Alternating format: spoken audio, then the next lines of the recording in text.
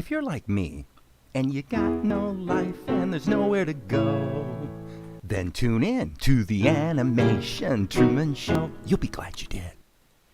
And here we are, live in 5. Okay, what are we doing today? Let me take a look here at what we've got. 4 concurrent viewers. Wow, okay. Thanks for tuning in, people. Today's going to be a Krita day, and quite a bit to play with and look at here in this shot from Salt and Light, episode 2. Before I get to that, I did want to show you guys this that you may or may not find useful. So this is for probably a small minority of people who would be interested in this, but let's just show it. You can pause the video and take a screenshot of this if it's important to you. But this batch file I've found to be quite useful. What it does is, if you have FFmpeg somewhere on your system, presumably you'd probably have an instance of ffmpeg.exe in your system folders somewhere. Hey Max, good morning. Then you can run a batch file anywhere on your machine, obviously, and ffmpeg can be invoked for various purposes. So the 2 key use cases for me are to take a rendering of a video out of Vegas, which, if you want a high quality video that's a flavor of MP4, you know, Vegas cranks out these files that are called MXF files. So usually when I'm creating a master video for some, you know, assets that I have to distribute in particular, I usually render it out as an MXF, and then in some cases have additional conversions that take place, such as creating a ProRes QuickTime file, for example, something like that. But anyway, what's cool about this particular batch file is that you can drop the batch file in a folder, and it doesn't matter how many MXF files or whatever other files you're targeting. It doesn't matter how many are in the folder. It will go ahead and convert them all. Okay, so the 2 use cases are to take a high quality video that's an MXF and then turn it into a very efficient, much smaller file, but visually the same, looks the same, but it's an MP4, which I can then use for scoring. And then the other use case would be Maria, for example, sends me an audio file of a voice track, which is an M4U file. I can't remember. I think it's M4U. But that's the typical audio files that you get recorded on your phone. So to convert those to MP3s, sometimes there's a few of them, you know, and so you would just simply change the extension here to M4U or M48, whatever the extension is, of the files you're starting with. And then here you'd set the extension to the files you're ending with, which with audio files, of course, would be MP3, not MP4. And it'll just go ahead and convert them all. So if you like using FFmpeg for quick and dirty conversions, then this batch file may be of use to you. And as I said, you can copy a screenshot. And all the lines in this batch file are important if you want it to work. And this is basically unique to Windows. This line, enable delayed expansion, I believe is a unique Windows thing. So if you're on Linux, it's going to be, yeah, you'd probably take a totally different approach to it actually if you're on Linux. But anyway, there you go. That's gone. Okay, so where are we at? Actually, the reason the batch file came up is because the 5th webisode of Salt and Light is essentially complete on the animation side, and so I needed to convert that to an MP4 so I can bring it into Reaper and do the score, and also I need to get the voices done. Okay, so put a pin in that, and we jump back to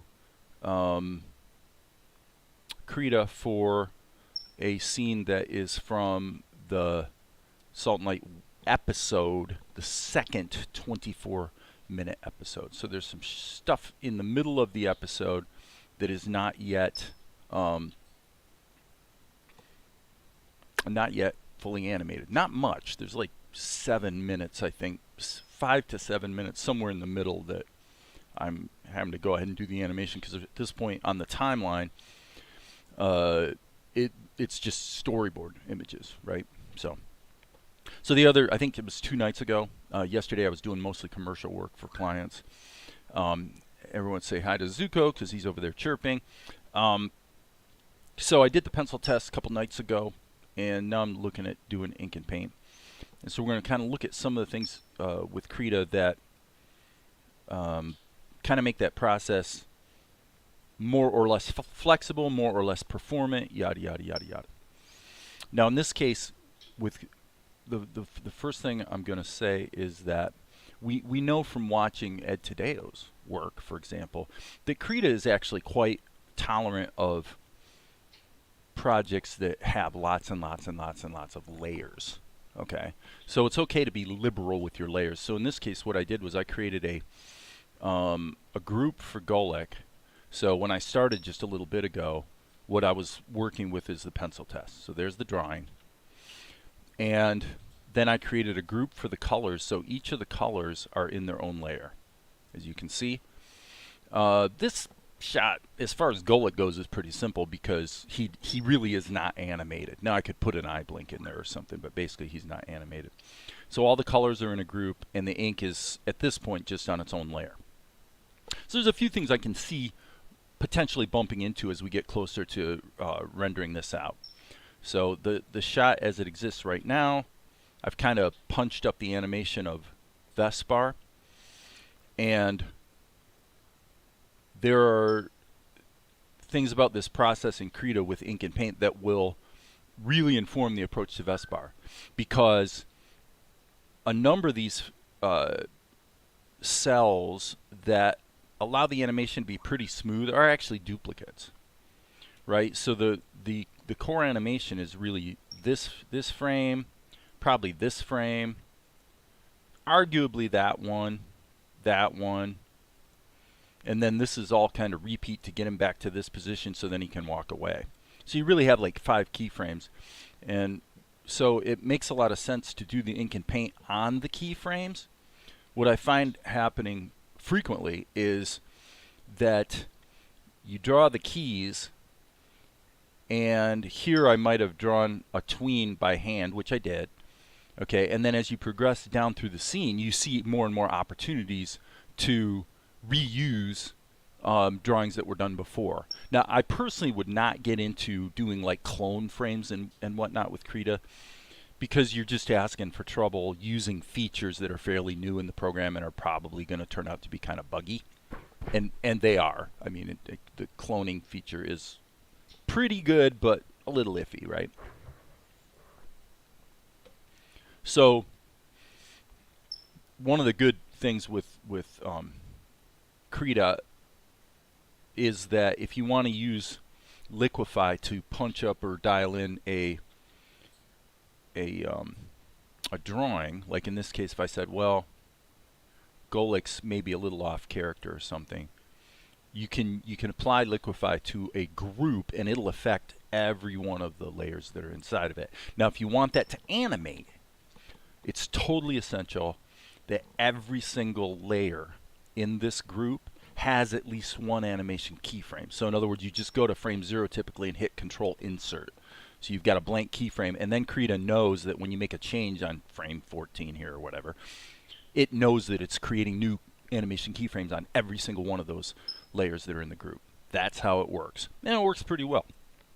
Okay, so one thing I can see potentially bumping into with Golek once this thing's all smacked together is that I may decide that I really am not in love with the ink lines, let's say. This you know, it happens all the time. It's an endless quest to come up with the perfect settings, right? So these lines might be a little on the thick side, okay? We can tweak that to a degree though with a curves tool affecting the alpha. Okay? So if we clamp the alpha, it's going to cause the lines to thin out a bit. Okay? So this is predicated on the idea that at the edges of any lines that you draw with most brushes, unless it's a non-anti-alias brush that's all stair-stepped. With a normal brush, there's actually a blurred edge that goes from fully dark to transparent on both sides of the line. And so by essentially affecting the contrast with that line, you can make your lines a little thinner. In this case, I expect that's probably going to happen. Another thing that could come up with Golik here would be to say, let's go ahead and raise the lightness slightly. So on the low end of the lightness spectrum, if you will, we're going to raise the value up like so, and then potentially, typically with salt and light, add a little bit of red into those lines. Okay, now if I apply this as a filter mask, now I've added that change to his ink lines, and I suspect, I don't know for sure, but I suspect that's going to be some better looking ink for him than what well, yeah, there's no doubt, than what I started with. So there you go, pretty easy. And again, by keeping the keeping all the colors on their own layers, which again is a trick I kind of picked up from Ed, because he seems to do that all the time. Now it's relatively easy to just go in and fix this, you know, this little bit of transparency that sort of got revealed as a result of thinning out those lines. Makes sense, friends? Makes sense? Okay, one thing that's missing with Golik is, of course, a shadow layer. So let's add another layer. We'll just call it SHD. And in some cases, I would clamp the shadows to the color using alpha lock on the brush, but if you're going for the many layers approach like I am here, it makes more sense to do the alpha lock at the layer level so that whatever I paint is going to be clamped to everything that's in the group.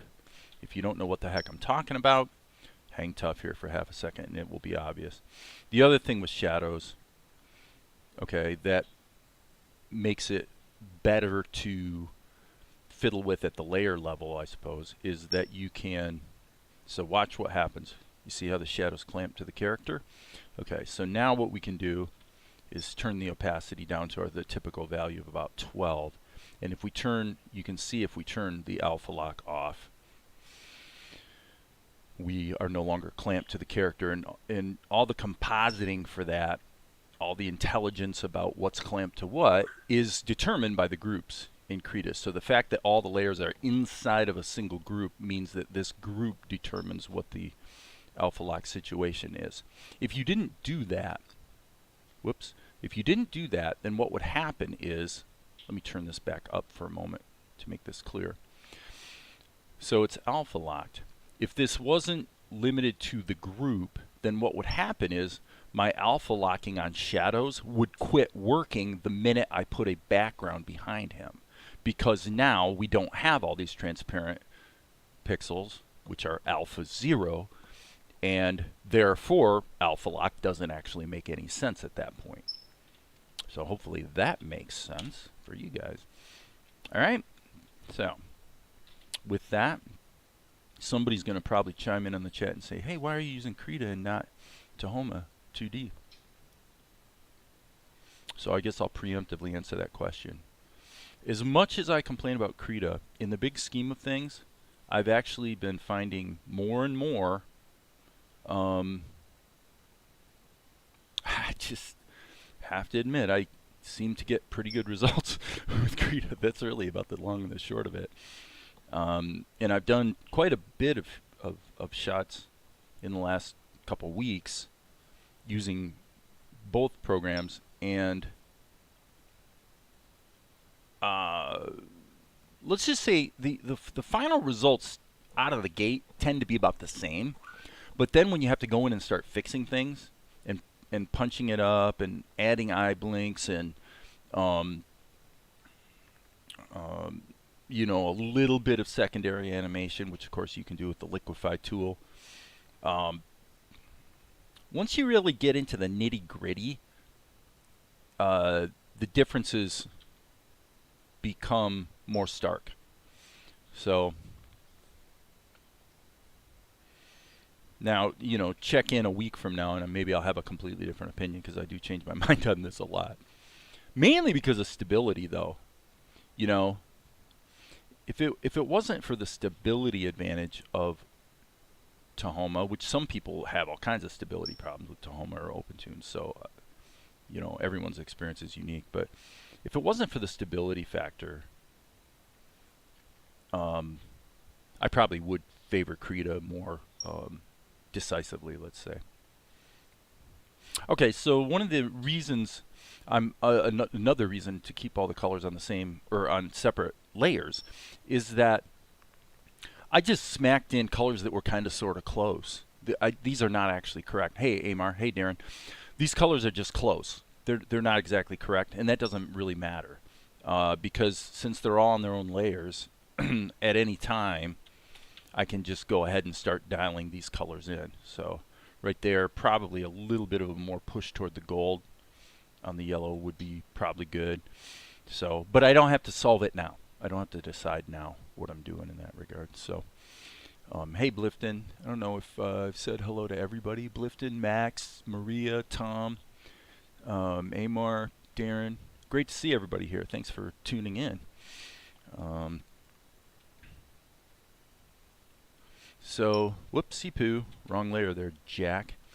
As I think I mentioned the other day, I don't think I'm probably going to be doing the voiceover on Salt and Light Webisode 5 publicly. I think I'm going to go in the studio and squirrel myself away to do that because I really want to do a better job on the acting.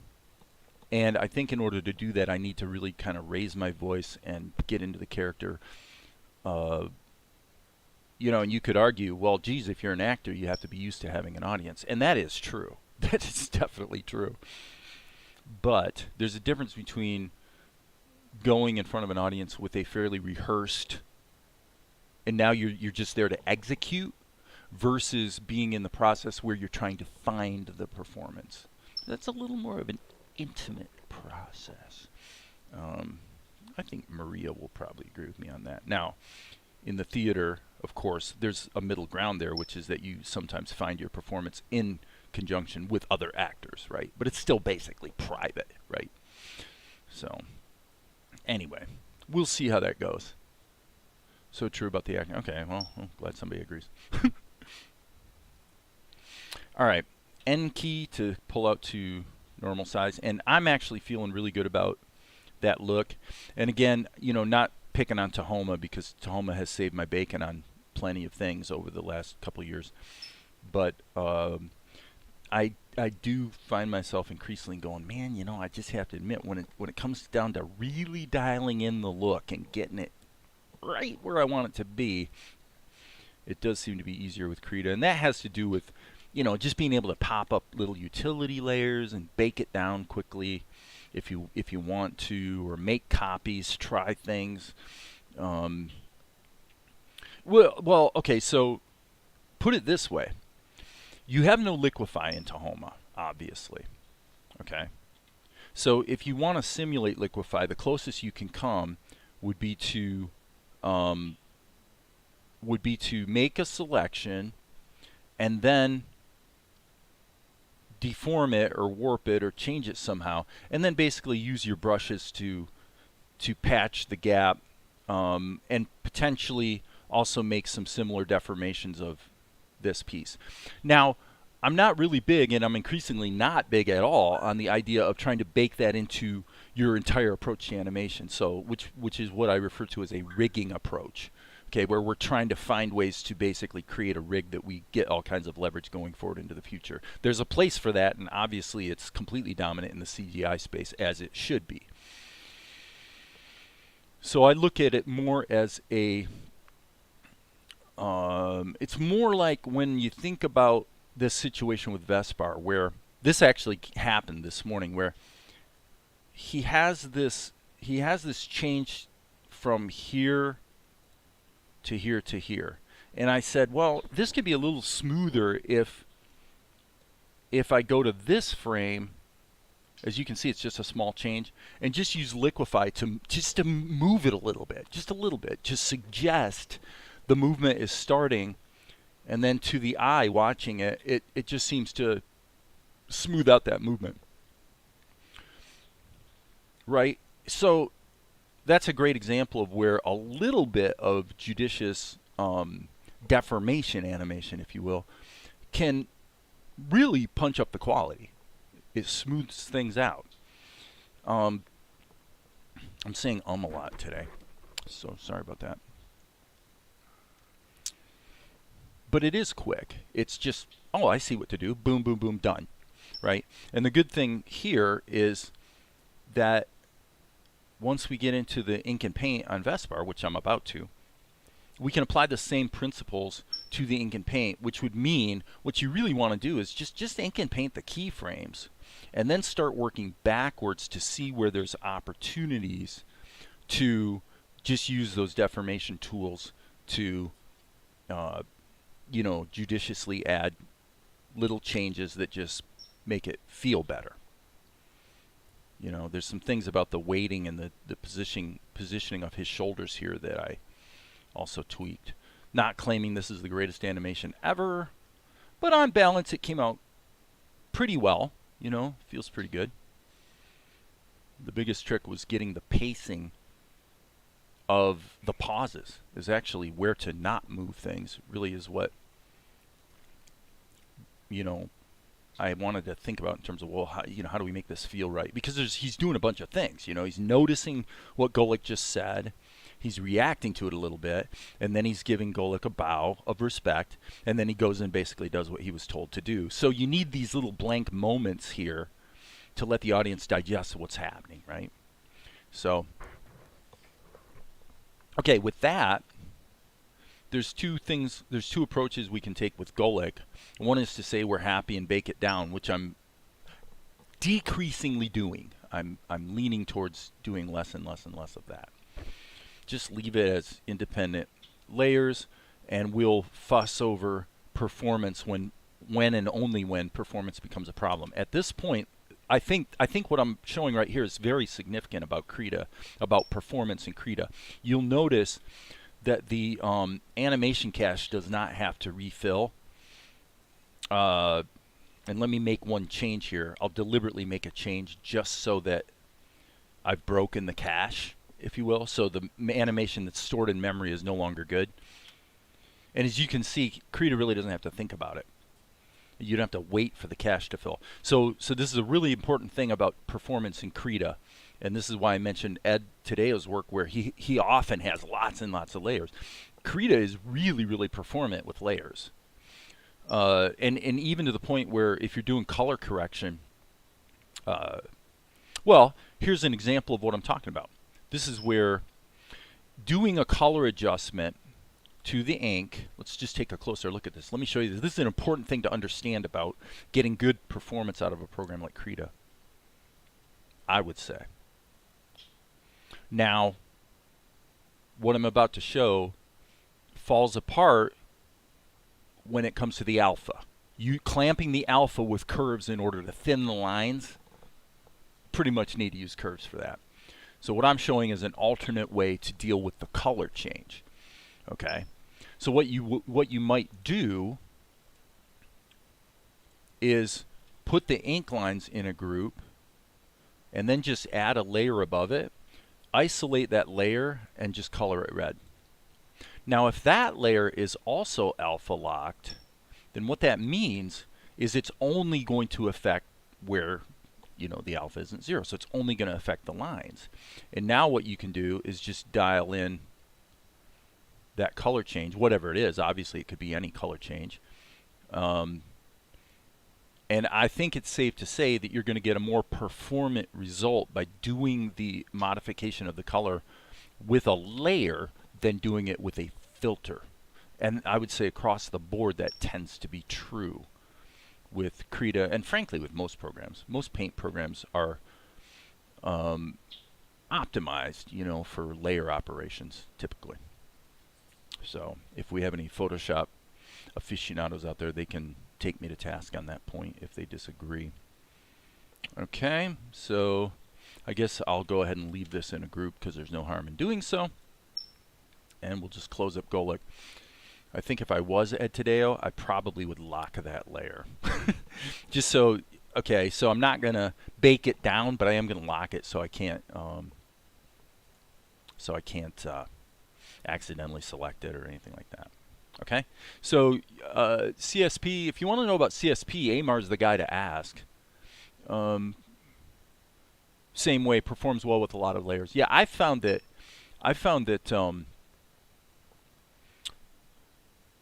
that Krita is extremely forgiving of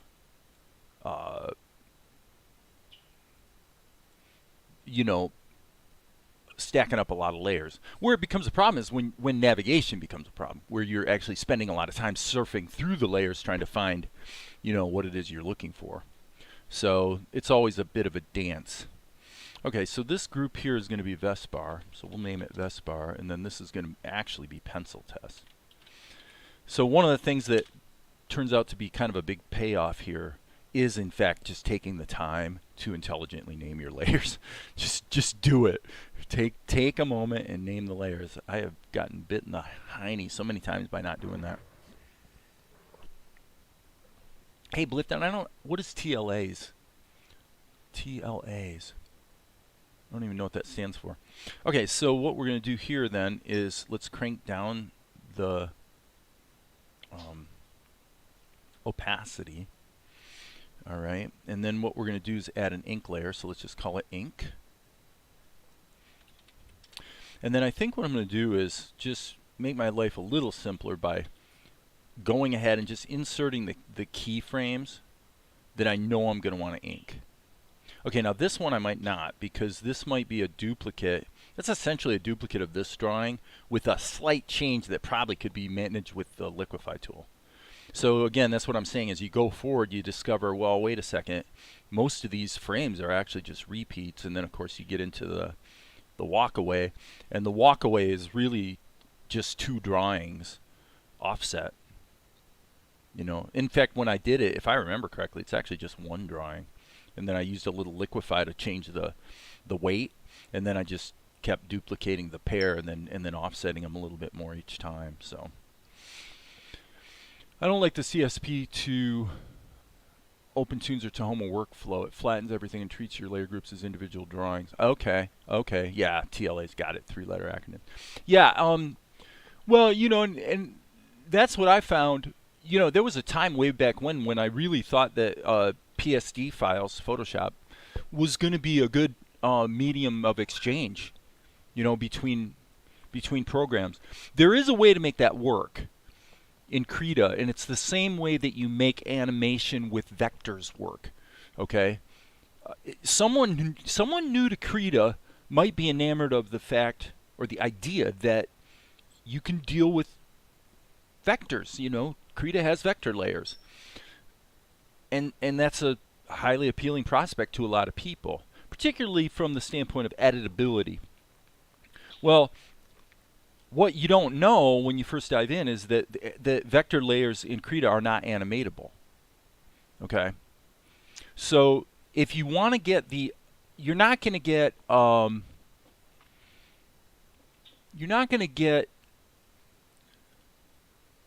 like auto tweening like you get in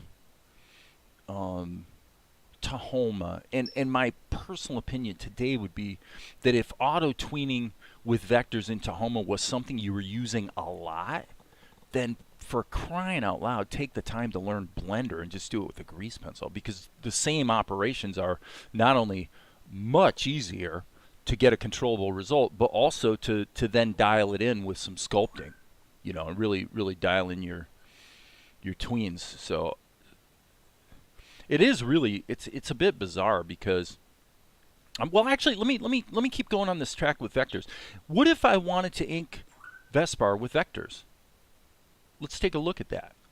Well, the thing about it is, let me just play with this. That's not what I meant to do. I need to go there and add a vector layer.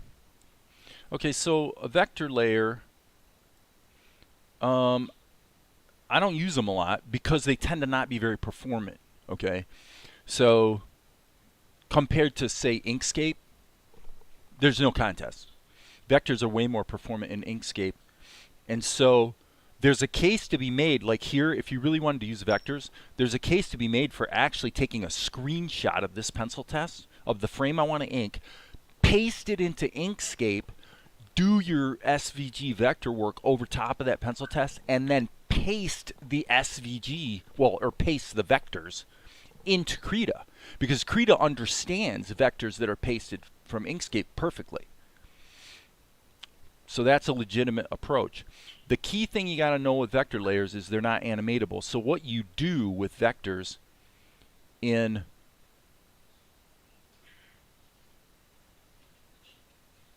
So here's why you would use them, is because you're trying to create ink lines that are editable. Now here's a vector layer. So there you go. So here we have a vector layer, and there's not much there. So because of that, it's actually pretty editable. Where Krita gets a little strange, though, is that first of all, the coloring for those vectors. Let me check this. Yeah, see, that's changing the fill, which is not what I wanted to do. Let me undo that, because it changed the alpha, and right out of the gate, I don't even know how to switch the alpha back. I don't really trust it to not paint me into a corner here. No pun intended. So maybe if I hit X, okay, that's interesting. Let me hit X and then change this. Okay, so I'm hitting, so it's a little non-intuitive.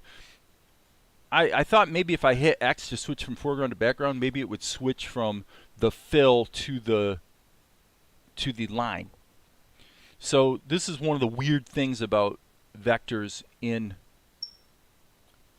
Krita is, let me see what I need to do here. I'm trying to find a way to grab it. Okay, so you grab the vector item, and instead of everything working consistently with the way it works with paint layers, you actually have to go in here and change the color settings. So if I want to change the color here, I have to do it like that. So like I said, it's decidedly not intuitive. And so you're probably going to find yourself like fiddling a lot. Okay, and if you're like me, you're going to get impatient with it pretty quickly. But, you know, such is life. It appears here, as you guys can see, that you do get the benefit of what amounts to a infinite canvas by using vectors, which is pretty typical. And as you can see, the controls are up here off the actual canvas, so you have that. That's a good thing. But if you want to animate it, what you would want to do is create a vector layer for each frame that you're going to ink. Okay. And I'll show you. And then what you would do is you would keep turning off the layers that you've already inked. And then what you do is you put the layers, the vector layers, in a group like this. And then in your layer operations, you convert a group to an animated layer. And then what it does is it'll take a stack of vector levels and turn them into a paint layer that has in this case, three drawings, 3 animation keyframes. So there is a way to work around the problem of not being able to animate with vectors. But for me, the only reason you'd want to do that is because you really love working with vectors in Krita, and for me, they're quite a bit clunkier to work with than paint layers, and certainly not as performant or easy to work with as Inkscape. Not even close, actually. So hope that kind of sort of makes sense, friends. So I'm going to take this. That's set at 3 pixels, so let's just rock and roll with this. So I already created my basic keyframes. So now I just need to get this baby inked.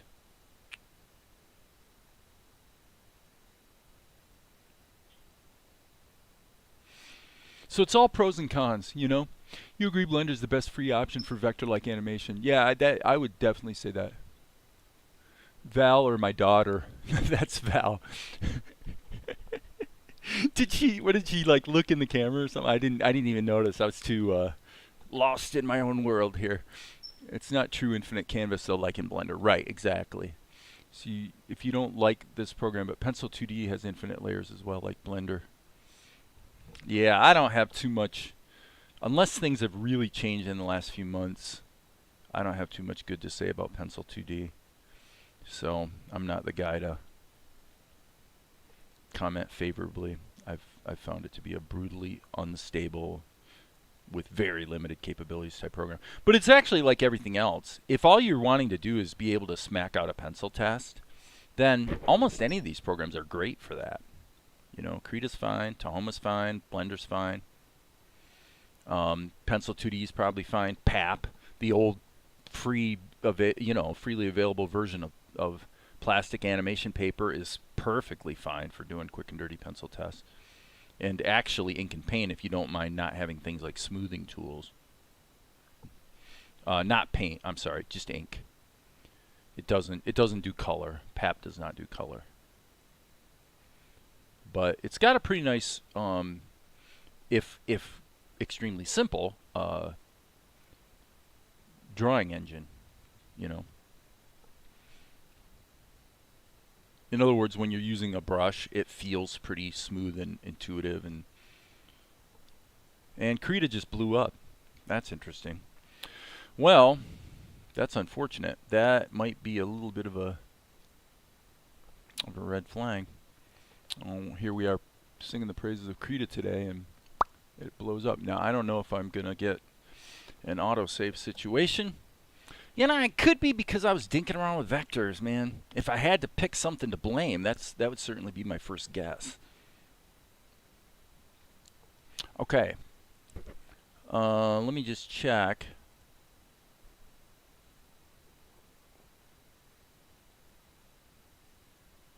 I want to check my...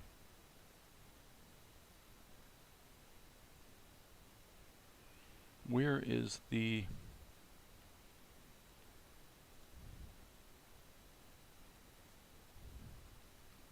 Auto-saving every 1 minute. Okay, that's what I thought. So... I wonder if it's saving it as the backup. This is a bit odd. Was it 607? So this is a little embarrassing. Okay, do I want to open the autosave file? Sure. Let's open the autosave file and see what we got. See, we didn't lose much at all. This is a big difference, by the way. Big, huge difference between Krita and Tahoma. When I was using, actually, the whole reason Tahoma has this open right here is that, number one, if you have autosaving turned on in Tahoma, if you haven't first saved the file, okay, admittedly it's good practice to do so, but if you haven't, then every time it goes to autosave, it pops up the pop-up window to, you know, instead of silently saving an autosave file under a generic name, seamlessly in the background, it keeps popping up a pop-up window. So there's one thing that for me is a little annoying at times. The second thing is just generally saving your file. In Tahoma, it's almost always the case when you save your file that you want to save all, because the whole point is that you want to save the most recent drawings you did as opposed to just the Tahoma project file. Okay? What that means is that autosaving in Tahoma is highly intrusive, because Tahoma is really slow at saving its files. It's not quick, and it's not, well, let's just say in programming parlance, it's not a non-modal operation. It doesn't just happen silently in the background. It's actually, all of a sudden the interface quits working, and that is a big contrast with Krita. I'm going to say Krita 5 in particular, because I remember it being worse in earlier versions. But with Krita 5, the auto-saving is pretty silent. Like, you don't even realize it happened half the time. So now this is important. I need to save this. Sorry. Let me look at this. This is 607. So I need to resave this immediately as 607. I'm going to actually save it as 607.ping. So that's just saving the thumbnail, and then Krita will ask me if I want to also save it as a Krita file, which I do, which will preserve all the layers and everything. Now there is one more little hiccup going on right now, if I'm not mistaken, which is I'm pretty sure that Krita has lost. Nope, I was wrong. I thought Krita had lost pressure sensitivity, but it looks like it hasn't. That's not what I saw here. What I saw here was the fact that the brush had gone back to its default size because I had it set to 3 when I was before the crash. Cool, so we're back in business. Not too bad. We don't want to be in erase mode. So yeah, I did lose about 1 minute of work, but I've been finding I haven't needed it very often, frankly. But the autosave in Krita is. Hey Valerie, they said that you made an appearance here. Did you like peek into the camera or something when I wasn't looking? Apparently they just kind of saw you walking around there, baby. So I'm using a what amounts to a technical drawing pen type brush here. If we go to the N key, it's kind of that Alex Toth look, I guess. The truth of the matter is I'm still, even after all this time, I'm still a little tossed on whether, and it kind of depends on the shot and the scene, but sometimes I like a more pencil-y scanned art type of look, and then sometimes I like a very crisp,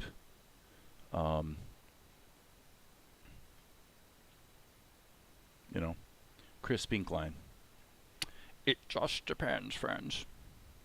Okay, I'm pretty sure this is missing from the drawing. We need to get Vespar's neck in there. This is supposed to be something like that. Should I make his diadem with the, let's lower this 1 pixel and I'm going to go like this. Then I hit, actually if I wanted to constrain it to a circle I'd hit shift. But then I hit alt and I can move it into position, and I think if I hit control I can rotate it. Yep. So you can get it right where you want and then you let go and it draws it for you. Not too bad there, baby. It does look like with this brush, because this brush doesn't have much pressure sensitivity baked into it, that I really didn't need to lower this to 2 pixels. It would have looked fine at 3, so no big deal. That's a pretty minor thing that isn't worth fussing with anymore. Alright, so hey Jay Bishop, how's it going? You're late to the party. Not too late, man. Today it's ink and paint, mostly in Krita. So to a degree I'm kind of,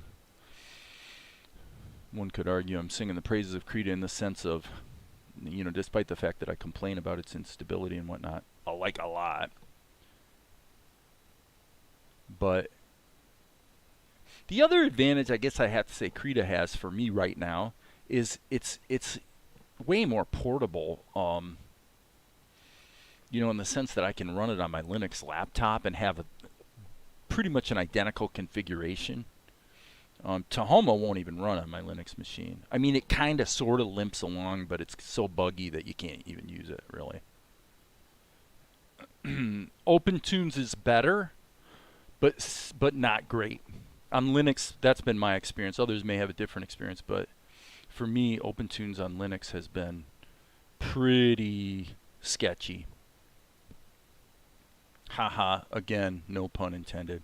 Alright, so I already did this keyframe, so I might as well just get in there and just start doodling, baby.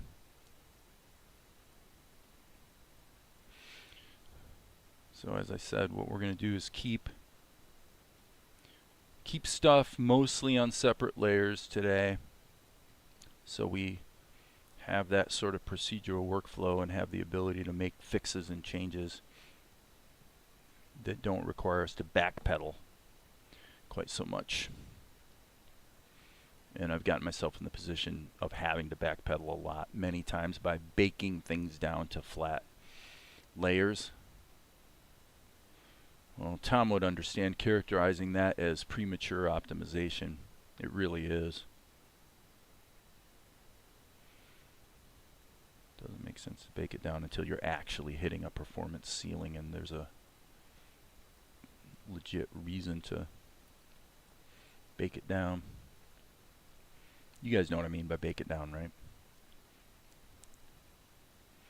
It's like Golik's got, how many layers is that? 8 or 10? Maybe 9. You know, there's a real temptation to bake that down to a single layer. If you really want to and you're really trying to optimize performance, what you want to do is this. Duplicate it. Turn off the group that has all the duplicates, and then do merge group on the copy. So then you get the best of both worlds. Again, this is what I'm saying is that type of sort of crisis management is stupidly easy in Krita, whereas it's kind of comparatively clunky in Tahoma. The thing I was showing earlier is that in Tahoma, if you're not going to, see there it popped up again, if you're not going to use the plastic tool, then your basic deformations involve creating seams that then have to be patched. Fact of the matter is, it's actually the inverse on Krita. You've got Liquify, but if you want to do a bigger, broader, almost like a skeletal transformation situation, then what you really have to do is the same thing I just did in Tahoma, which is grab a selection, animate it, and then deal with patching the holes that you wind up creating as a result of that operation. The difference is this. I'll show you what the difference is, which makes Krita a little easier.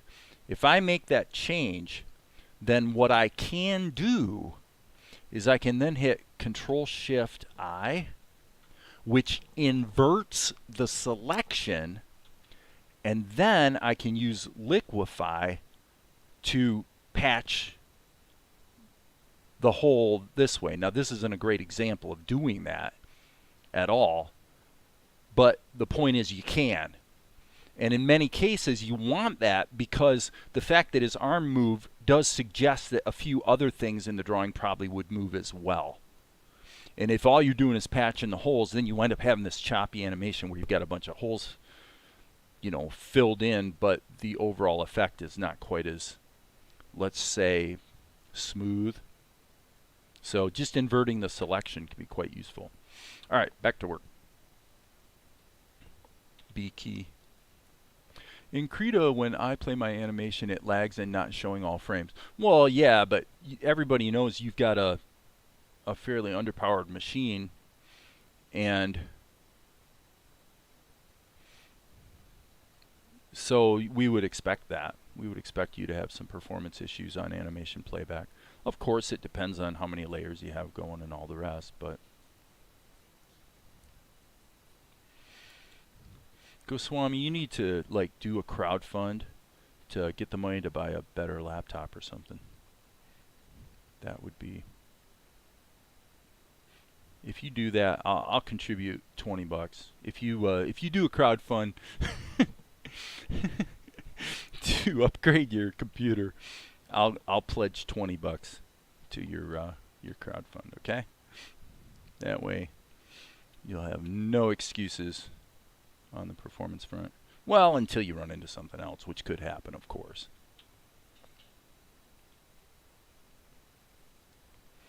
All right, so now I'm going to say, let's do the same thing I said a moment ago. This is maybe slightly oval. Yeah, it looks like using this ink brush, I don't need to mess around with changing the thickness, which is useful. That's good news, everyone. As our friend Professor Farnsworth would say.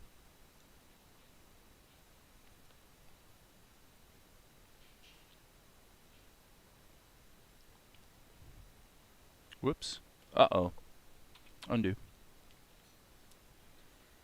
That was not a bug. That was me. I accidentally... Let's just say I clicked wrong. We'll leave it at that. Doesn't happen in Tahoma or Blender. Okay, okay. Yeah, who knows why. You really might want to look at your settings then. because you really probably, maybe you've already done this, but if you look at performance, and I can say that other than having to wait for the animation cache to load, I get pretty darn good performance on my super cheap, crappy Linux laptop. Okay. Animation cache, make sure it's in memory. That's probably the biggest thing. The biggest thing that will improve animation playback performance is the cache should be in memory, not on disk. If it's on disk, it's going to take at least twice as long to cache animation frames. And then I click enable background cache generation, although in practice what I find is it doesn't really help that much. Krita says it'll do it in the background so that when you go to play your animation, it's already stored. Whatever the implementation is iffy, to put it generously. Okay, so I guess we'll go ahead and, for this guy, we're going to bake his mouth into the drawings. And now, this is a good example of what I was talking about. This should just be a deformation of this, which I then go in and change the look of his face. So there's no need to mess with that one.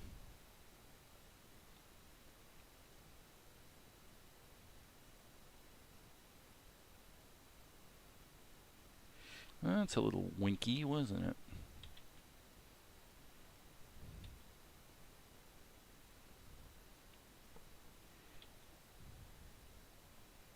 A little winky.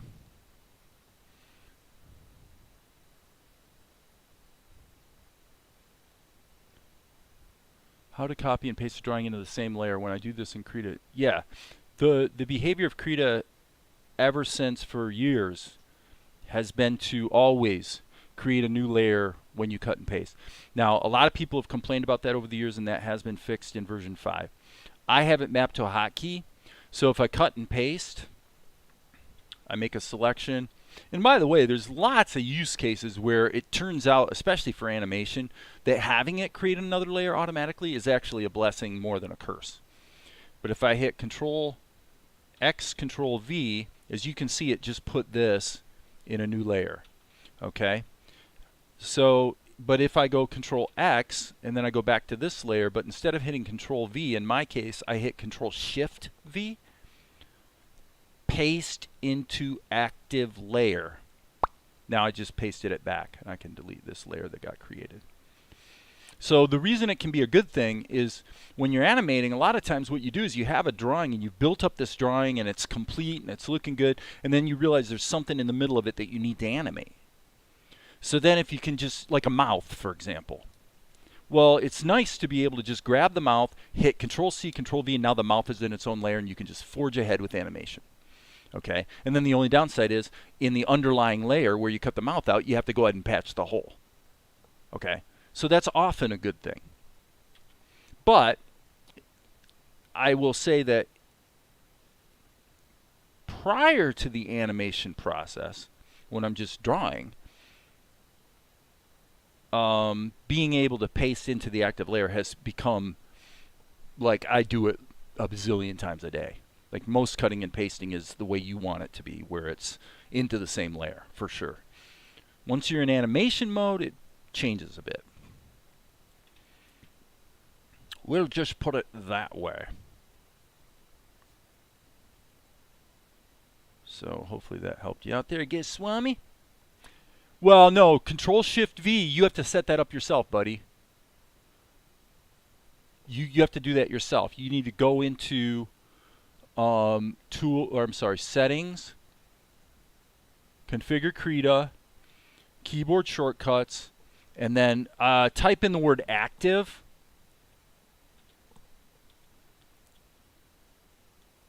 Nope, that didn't do it.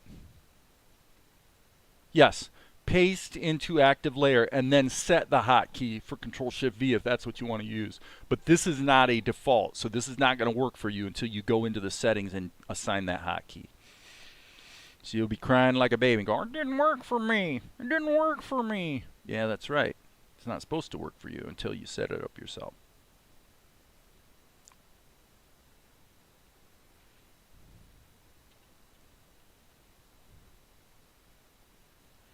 You've got that little Kevin Bacon nose going on.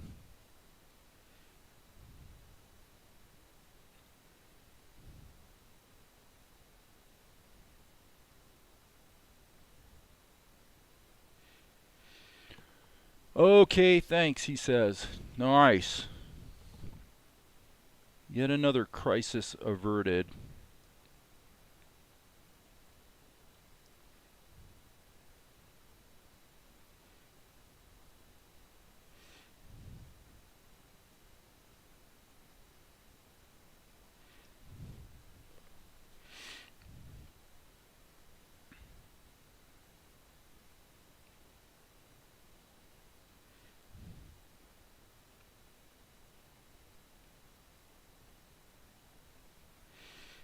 And key. Yeah, it looks alright. I'm trying to make it look like he's sort of got his arms, you know, his arms are tight to his sides in a sort of a formal salute situation. Not sure how well I've succeeded. This one I'm going to hand tool it. Okay, the end key again. And okay, so this is where let me describe the tug of war here. There's a tug of war we want to be a little careful about, okay?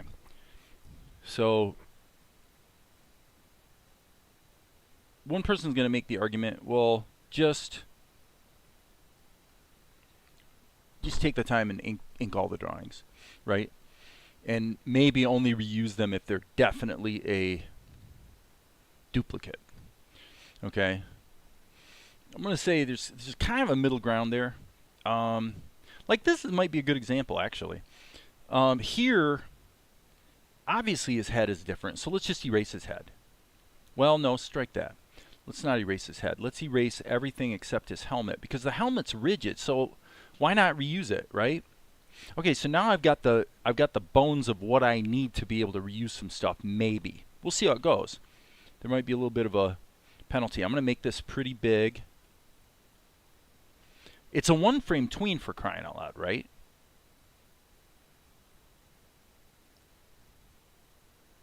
It is a one-frame tween, so therefore, you know, unless we're going to complain about the softening of the lines, this is not going to be on the screen very long, okay? Not at all. So if we can do that, for crying out loud, why not do it, right? And then up here, we'll just make a selection, hit the A key, because again, it's rigid. And I would say in this case, it's not quite right. So I'm going to deform it a little bit. And now I've, you know, I just probably saved myself 8 minutes of inking. So just kind of feel it as you go, you know. Whoops. Sometimes it makes sense to do some deformation. Sometimes it makes sense to just pay the price and do it all by hand.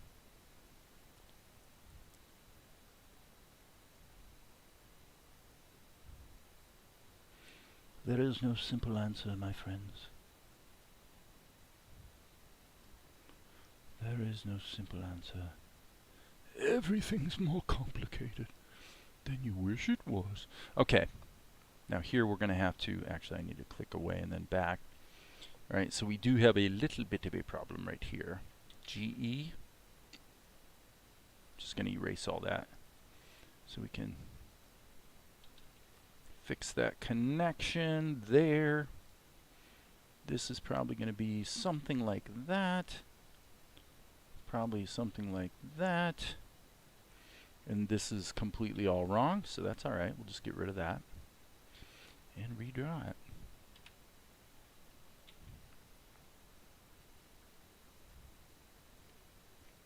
Ta-da! Easy peasy.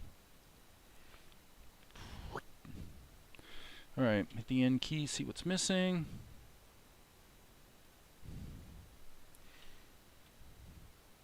Okay, so here in the pencil test, there was a simple tween.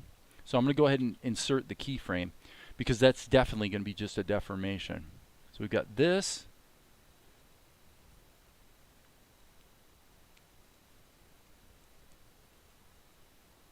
Yeah, again, that's a deformation. Why do I have that one duplicated? I'm going to take that out, Control-Shift-X. And then get this facial expression happening.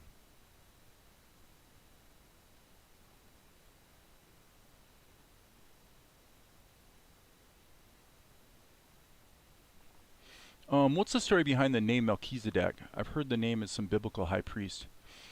Yeah, that actually that was okay. So, as you may know or may not know, most of my street cred in the arena of live action filmmaking is in the faith and family arena. Okay. And in fact, my film distributor, that's really what they specialize in. Is what people like to call faith-based films. I'm not particularly interested in making faith-based films anymore, but I do like, I do want to create shows or, that make you think, that maybe have a positive theme in there somewhere kind of thing. So for that reason, and by the way, in the distribution space, distributors like the one I've used for 10 years increasingly are finding that that's what they want to do too. I'm seeing that as a trend where they're really trying to get away from these sort of like cheese ball in your face, just say a prayer and all of a sudden everything in your life is wonderful now because you believe in Jesus kind of thing. It's like so stupid, it's ridiculous. But yet movies over the last many years have definitely tended to tell that kind of a story, which is obviously comically ridiculous, but if you're dealing with a 4-year-old, I guess it makes sense to keep the story simple. But anyway, so when I originally conceived Salt and Light, I actually came up with it 10 years ago when I was still working in that space, and Melchizedek actually was the high priest that met up with Abraham. He only appears in the Bible in one place. Okay, and I think he's mentioned again in the book of Hebrews, I think in the New Testament, if I'm not mistaken. But so I thought it'd be interesting. Number one, I thought it's like Young Hercules, that show from the 90s with Kevin Sorbo. It's like the idea of saying, well, no, I'm sorry, not Kevin Sorbo. Who was the kid that was in, what was it, The Letter? I'm having a brain fart on the kid's name. But anyway, the kid who played young Hercules.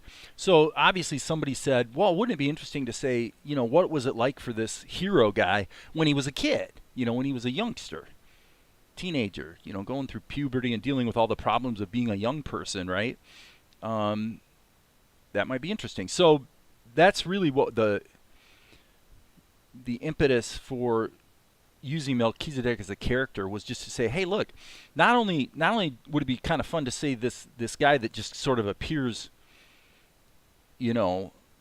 almost anonymously but not quite in the Bible in one place, what's the story behind that guy, right? What was his life like when he was a youngster? But the more important thing for me was this: that Melchizedek appears, if the Bible record can be taken as being accurate, which I think sometimes it can, and a lot of times it might be a bit editorialized.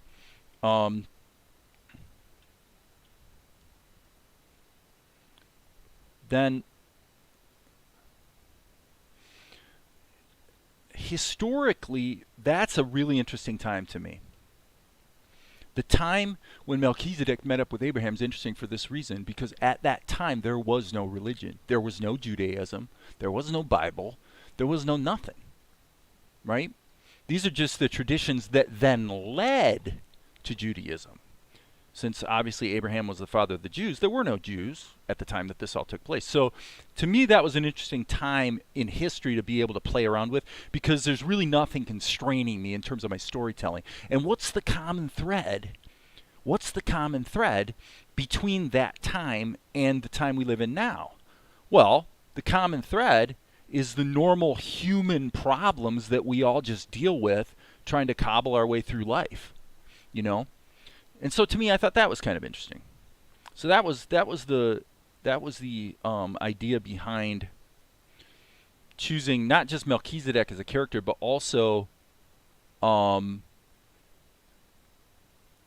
time, the historical setting in which to put the story. I wanted it to be completely agnostic from a religion standpoint. I want it to be independent of all that stuff, you know. And so if you run into, so you're not going to see, the thing you're not going to see, put it this way, and this is probably going to sound weird coming from somebody who's known for faith-based films. If you see religion in Salt and Light, it's going to be presented in a negative light, which it is in actually in episode 2 that I'm working on right here. What you're seeing right here that I'm working on today is from a sequence in the show where after not having any rain for a long time, all of a sudden they get a little bit of rain. And what Golik does is he seizes upon the opportunity to say that the universe has shined upon us and turn it into some sort of religious thing. Well, why would Golik do that? The same reason everybody always does that is because they want to use an esoteric explanation of things that we don't yet understand in order to create a story with which you can then manipulate and abuse and control populations. That's basically what religion has been used for. You look at what the Catholic Church did. I mean, there's a lot of, my son's Catholic, you know, there's things that are fine about the Catholic Church nowadays, okay, all right? And I think that to a degree I can commend them for being willing to evolve, you know, in terms of their theology or whatever. Okay, I'm okay with that. And especially because the ethical framework that goes with it is very useful to a lot of people. You know, it kind of helps them through life, right? Gives them a set of standards or practices that just help them. So that's good. There's nothing wrong with that. But generally, you know, there's a strong case to be made that the invention of hell as eternal torment was something that was created specifically so that you had a framework with which to control and abuse populations, get them to pay money to the church for indulgences, basically buy their way into heaven, things like that. And those sorts of abuses aren't really unique to any particular tradition. They all tend to fall into them. This is actually why I criticized Will Smith yesterday. My criticism of Will Smith is that Will Smith fell into the same trap everybody falls into when they discover their esoteric self and they realize that, oh man, you know, in my life I'm trying to be all about peace and love and just attain to a higher standard. That's a good thing. Well, it becomes a bad thing when the people that are the self-appointed arbiters of morality, in other words, Will Smith presenting as somebody who's, you know, I'm just like a loving father and a doting husband, I'm all these good things. And so I, the guy, because that's who I am, it's okay for me to go up and publicly slap Chris Rock in the face because I didn't like what he was saying, right? What excuses that behavior? Legally and morally. Well, it's because I'm a work in progress. You know, I just kind of slipped. And I say, BS, buddy. Is Jada so weak that she couldn't have stood up and said, hey, Chris, hang on a second, buddy. Hold on. Do you realize, you know, I have a disease here? It's not like it was a secret. Everybody knew, right? Except maybe Chris. Okay? She could have defended herself. She didn't need him to step up and actually commit a felony and then cry into the microphone when they still gave him his Oscar on the basis that I'm all about love and defending my family. I mean, it's comically ridiculous, but this is a perfect illustration of the abuses that always seem to take place once somebody puts themselves into the position of a self-appointed model of morality. It's always the step that happens right before you see horrible abuses. I mean, not always, obviously, but to me, it's reprehensible because it's so transparent. I mean, it's so obvious what went wrong here. Psycho-emotionally in this guy. If his ego was not so grossly inflated by the picture he has, again, self-appointed, the picture he has painted of himself to himself has actually warped his brain. He's actually so inflated with ego that he is able to excuse and justify something that's not excusable at all. This is a real danger with religion. Usually religion is where it appears. Not always. Sometimes it's just sort of a philosophical or maybe to some degree moral. It's like the idea of you think about what we see ourselves as Americans. Are there a lot of good things about America? Of course there are. Are there things in America that are completely reprehensible that we should be ashamed of? Absolutely. It's both. It's not either or. It's always both and that's why it requires a certain amount of care and maturity to deal with the nuance of what's right or wrong in ourselves, and of course in our culture. So that's a heck of a lot more of an answer than you wanted. I know, I get that. Okay, so I think what we should do now is turn off the pencil test, double check the ink, make sure things are working. Yep, I see a missing line right there. So, I mean, to me, all these things are quite interesting. One thing I actually saw on YouTube just today had to do with essentially quantum entanglement, but what the basic gist of it was that the science was done 10 years ago. Actually, they did some controlled experiments in 2012 to 2014, where they took the slit experiment, which is the quintessential example of quantum entanglement, in that when you shine a laser through a slitted card or whatever, the interference pattern that appears that gets projected is completely random until you look at it to see which slit the light went through. Basically, I'm giving a simplified explanation. And we've been befuddled by this for 200 years because the experiment was originally done in 1801. Okay. So Amar has a right to make, Amar made a pretty strong statement right there, but he has a right to make that as a person of color. He does have a little bit more grounds to, indict the country, and I cannot disagree with him. So anyway, but the interesting thing is they did a controlled experiment where they were able to isolate consciousness or intention or focus as the differentiating factor in terms of the result of the slit experiment. And then they double tested it using computers observing the result versus human beings observing the result. And long story short is that multiple experiments with very rigid controls resulted in 5 standard deviations away from random, meaning the point was made that in the 5 standard deviations away from random as a result has in other arenas been enough to win somebody a Nobel Prize. Okay, it's a significant result. So the bottom line is that with the slit experiment, it turns out that consciousness or human focus is in fact the factor that is affecting the results of that experiment. Why do I make that point? Well, because so hang on, I gotta I guess I'll call this flash and then put it in a group and then put the ink on top like that, and then this group should be called color, CLR. All right. Here was the significant takeaway for me. This is really the big point. It's a huge point. if consciousness changes the result of the slit experiment,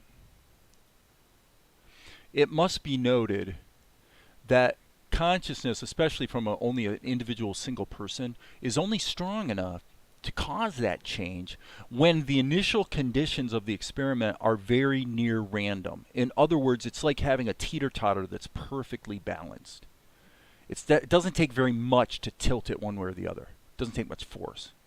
Okay, so in life, when we embrace esoteric ideas or traditions, in order usually because something's gone wrong in our life, maybe we're sick, maybe somebody's dying, who knows what the problem is, but basically we get all emotional and religious and we're looking for answers, right? Well, the problem is that prayer and consciousness and intention, I think it's probably safe to guess that it's not that effectual when other forces have already pushed things in a very definite direction. So if there's a boulder falling to the ground, you're not going to be able to think about it and make that boulder stop in midair. You're not going to be able to do it. There's too many other forces that are already pushing it. With the slit experiment, all we've got is photons passing through a filter, basically. Okay? And it's a completely randomized situation where a very small amount of conscious intention actually changes the result. So this is why when they've done experiments with prayer, they've said the threshold seems to be about 200 people, if I recall correctly. Is that if you get 200 people to all pray at the same time for a city, it has to be more than 200 people. If it's less than 200 people, it doesn't seem to work. I think number was 200. But if you get over that number, then they immediately see the crime rates in that town drop. And it's been tested repeatedly. This has been tested over and over and over, where you get people around the world to all pray for a certain location at the same time, and they get this measurable result. So what's the takeaway from that that's interesting to me? Well, it's that if the effects of your consciousness are quite small, and they are only effectual if you're near the random point, you're not at the point where the problem that you're trying to think about or pray about is already gone so far that it's hard to turn it back. Get it? That's where ethics and religion and morality and maturity actually have a role. Because the idea, this is, you think about the environmentalists and what we're doing to the earth and all these kind of things, where we're at sociopolitically. The point is that when we have a fire that's starting to burn, we really want to notice the problem as early as possible. And if we have some sort of ethical framework in our life, maybe that helps us to be better at recognizing problems when they start to emerge, and we can catch them in their early stages. Because it's really hard to recover from stage 4 cancer versus stage 1 cancer, right? You guys get my point. So, it's interesting stuff. All right, so I'm just going to pick a random flesh tone because I can always change it after the fact. And what I'm going to do is I'm going to go ahead and put 1, 2, 3, 4 keyframes in right out of the gate here. And let's just see what we can do with this. We can always hand brush it to sort of punch it up. And we can always use curves to change the color a little bit if we need to. So no big deal. Okay? That's one of the reasons why I'm kind of enjoying putting the colors in their own layers. So I just don't have to be as careful, and I can go in and I can color correct them anytime. Okay, so I'm going to pause for half a second here, and actually I think I'm going to take a break in a minute and look at the comments. So I'm going to take a moment. I totally agree with your comment, Amar, about the lies that the country was built on are safeguarded by religion. You could spend a long time unpacking that, but generally I would totally agree.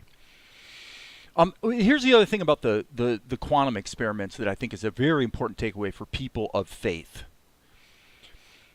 It really underscores that it probably turns out, if we could look back and prove it, this is what we'd probably discover. It's going to turn out, if you think about the efficacy of prayer, for example, you might wonder, well, why does it seem to the degree that it works or doesn't work, it seems to work for people of all different faiths. You don't have to be a Christian for it to work. The efficacy of prayer has been measured in many environments that are not surrounded by a Christian framework.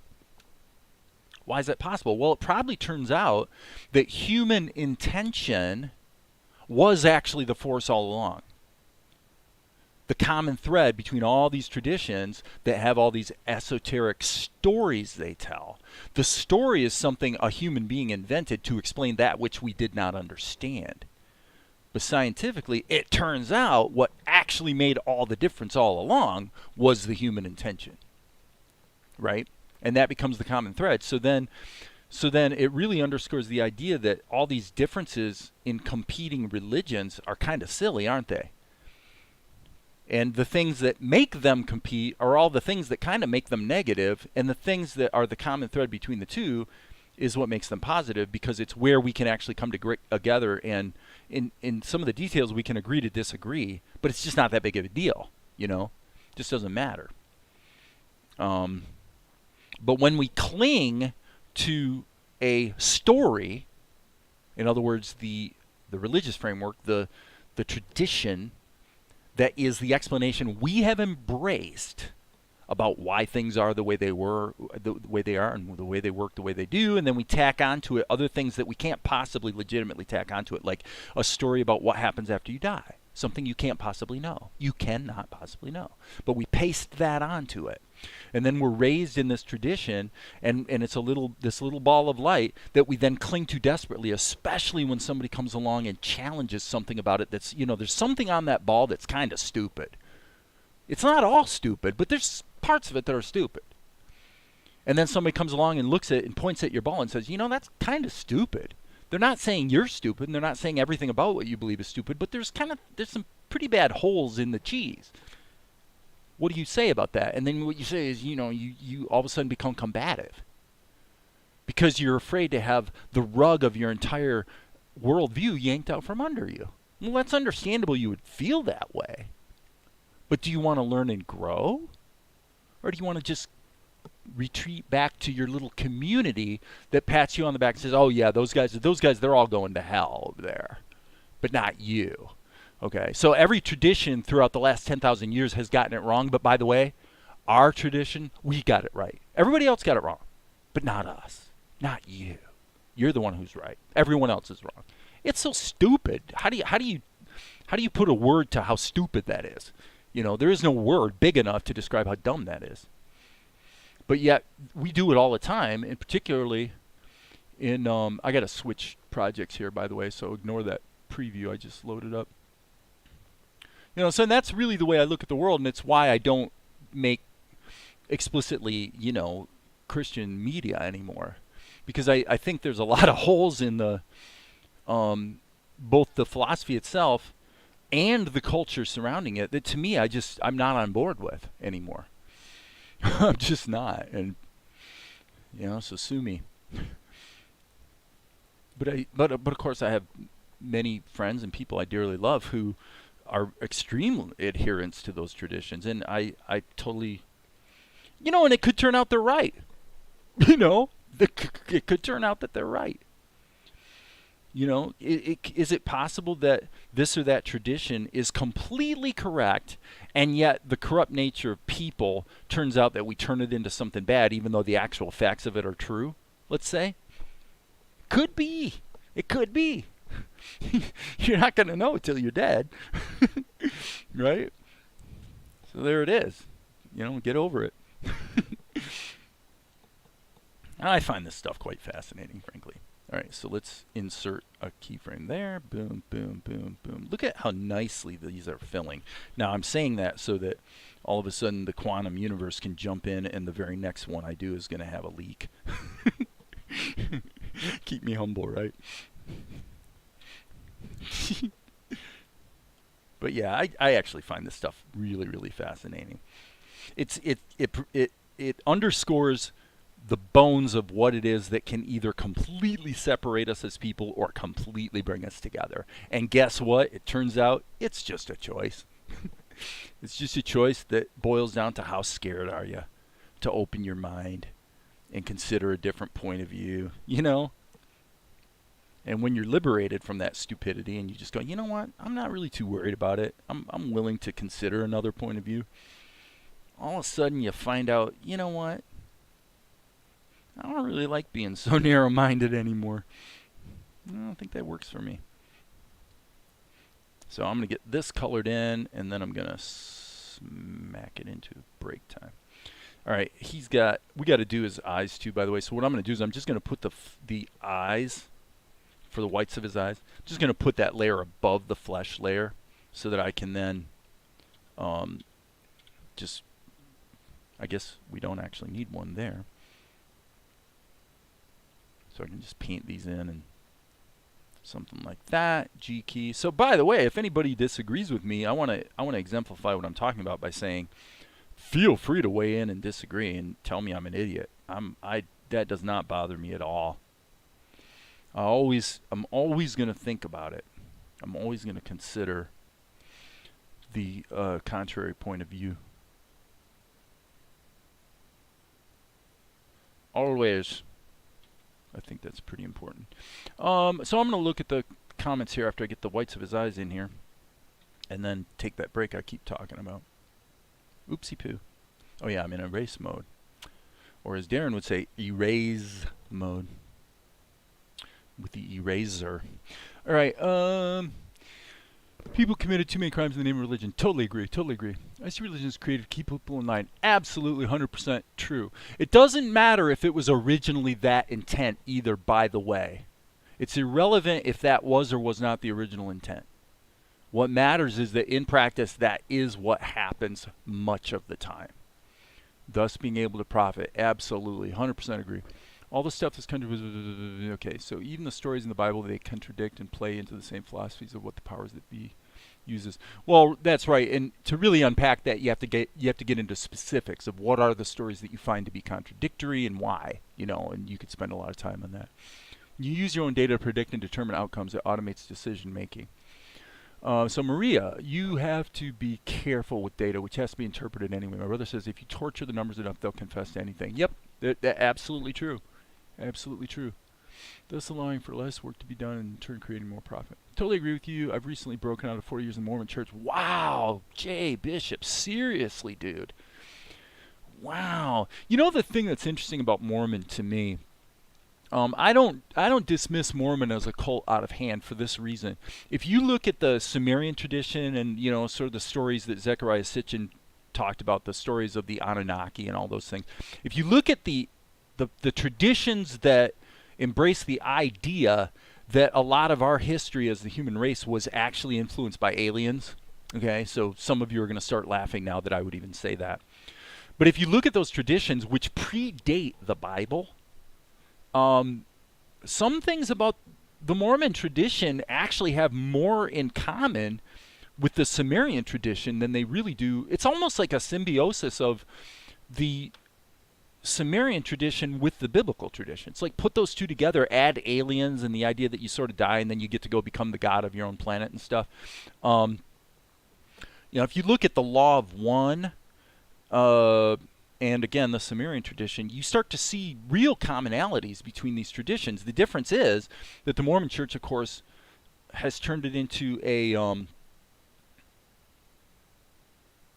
hierarchical, socio-political structure that, like with most Western religions, you have to fully embrace and not cause trouble by asking too many questions about, because if you do, it threatens the power structure, right? So it's the same old problem that you just see over and over again. It doesn't mean that the basic core tenets of their belief system are wrong, because the fact is we don't know. We do not know. So there's that to consider. Here we've got a keyframe that I want to delete in the ink lines so that I can actually wind up doing the deformation. But this is looking pretty good. I'm probably going to have to clamp his ink lines the way I did with Golek. That's why I left. You're told to doubt your doubts. Absolutely. It doesn't surprise me at all, man. And kudos to you for having the courage to get out and say, you know what, I'm going to take my chances. Believe me, there's a lot of traditions that have, for me, traditions are at this point, it just boils down to utility. You know, is it utilitarian in use right here, right now? You know, is it helping guide you towards maybe being a better person or make better decisions? If so, then it does have its use. So Tom says, what if humans are projected outward from another species as an animal capable of living on Earth? Okay, obviously that's kind of an out there question.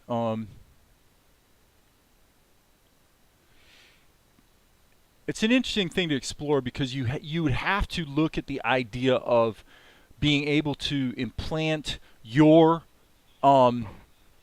consciousness and your experience, both in terms of probably inputs, sensory inputs and outputs, and then you've got to figure out a way to transplant that experience or that consciousness into something that can go somewhere else, you know, so you don't necessarily have to physically transport your body. So that's an interesting concept. You know, when people think about going through the Stargate, you know, do they necessarily actually have to take their body through the Stargate? Or do they just need to get their consciousness through the Stargate so they can go to another place and now they're less threatened by that environment? You know, there's some real advantages to being able to transplant consciousness without necessarily transplanting your physical body, you know. So it's an interesting concept, and there's probably some good sci-fi out there that gets into that. Again, that's not to say that the idea isn't valid, because there may be tremendous validity to it. All right, I am going to take a little break. I'm going to let this guy loop for a minute, so I hope you don't get too bored, and give me a few minutes to divert, refill my cup, yada, yada, yada, and then I'll be back. And I'll try to remember, friends, to turn on the microphone when I get back.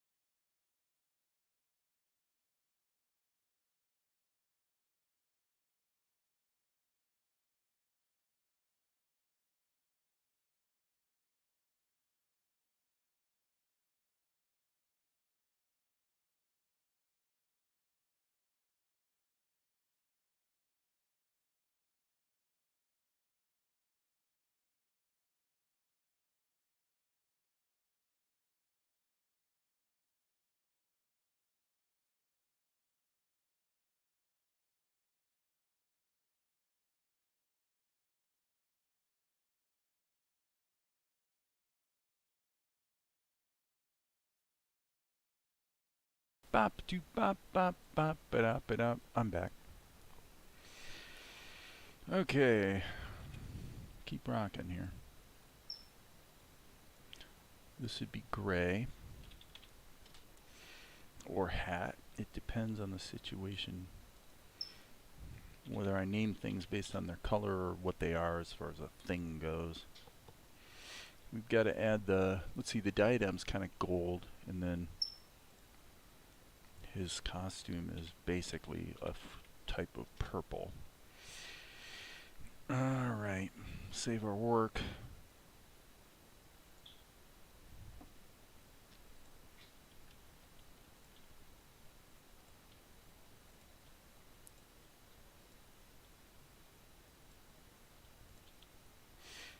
Okay.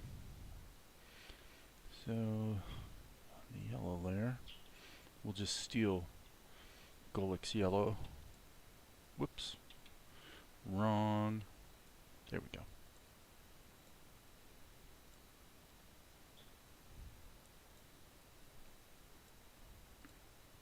So now it's just grunt work. Coloring stuff in. Gotta get it all colored in there, friend. Okay, projected forms of life solves the travel problems. Yep. So we have the ability to transcend this planet, truly explore the multiverse. We can only assume yes to me. Yeah, I don't actually buy the whole multiverse thing. The gray aliens visit somewhere by projecting a presence. You know, that is a possibility, I suppose. As opposed to being, like, I guess, physically here kind of thing. I think that's the idea there. So far, no leaks today. Kind of impressed with that. And we'll just call this brown because his... We'll start with this color. And then I just need like a really muted kind of brownish color. I think I made a mistake.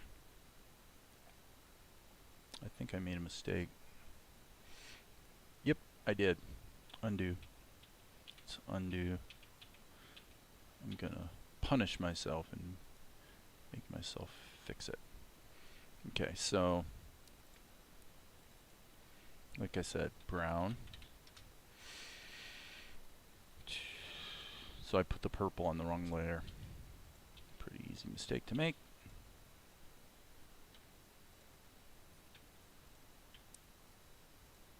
And of course we're going to need a darker shadow area for inside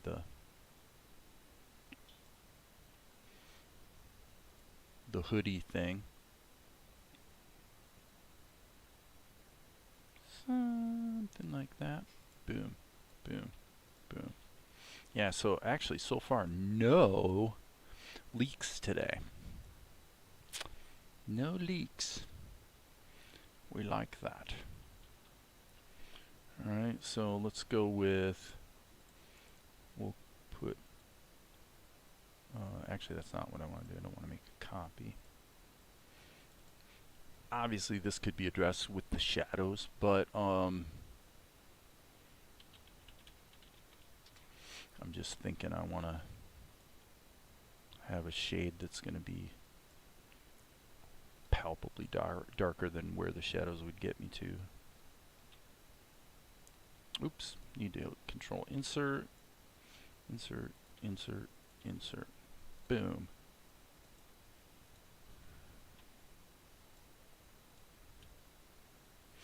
Okay. Save our work.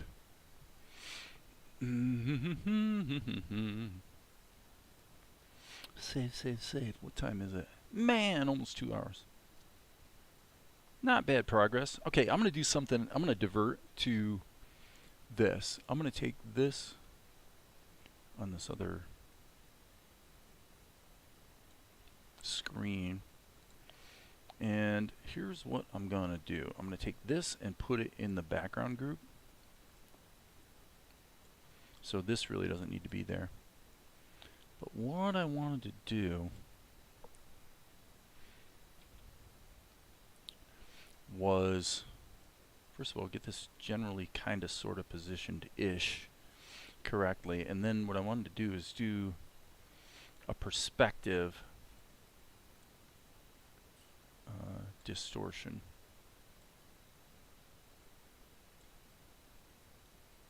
Just flatten this guy out like a lot. It's got to be defocused anyway because it's in the background.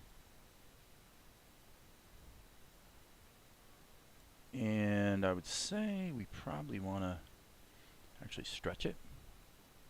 So like I said, I've got some latitude here because it... Okay, what just happened? Oh, I guess that's correct.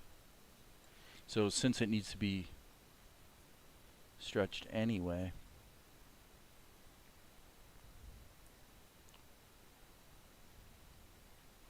let me see. I'm going to just trying to find a spot that compositionally feels pretty good. Okay. That seems about right. Okay, I'm going to keep that. Now what I'm going to do is just a standard... Actually, let's do this. Now let's take this layer and... I'm sorry, I think it's... Image... Trim to image size. Okay, that really shouldn't be on the image layer because it suggests that it's going to change all the layers when it doesn't, but that's okay, we'll live with it.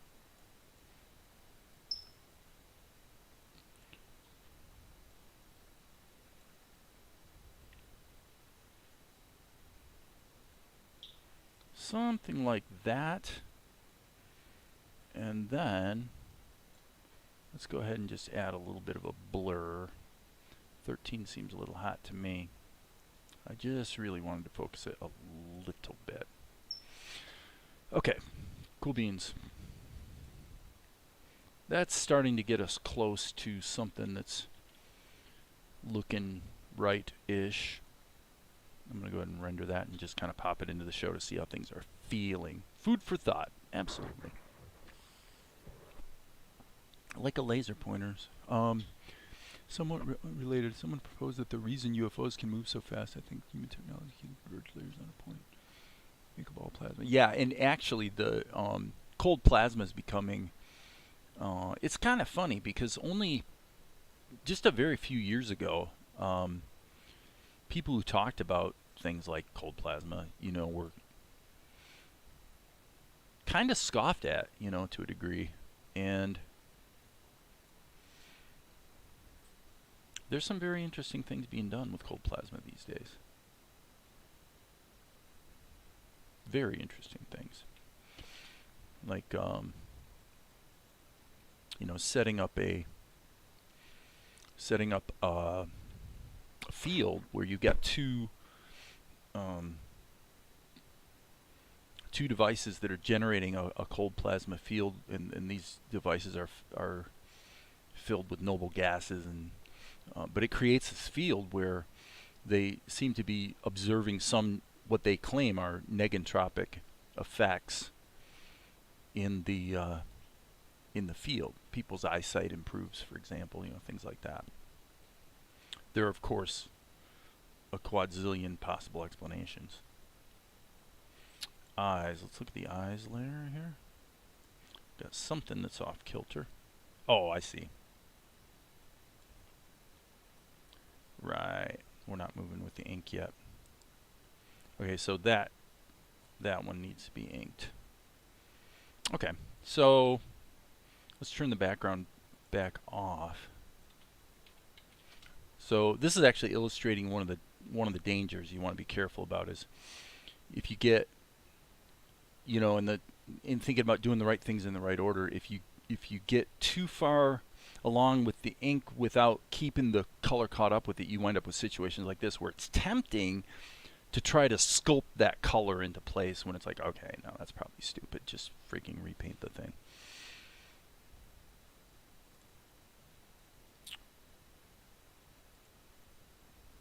So, and it can become a bit cumbersome when you've got, oodles and oodles of layers going on.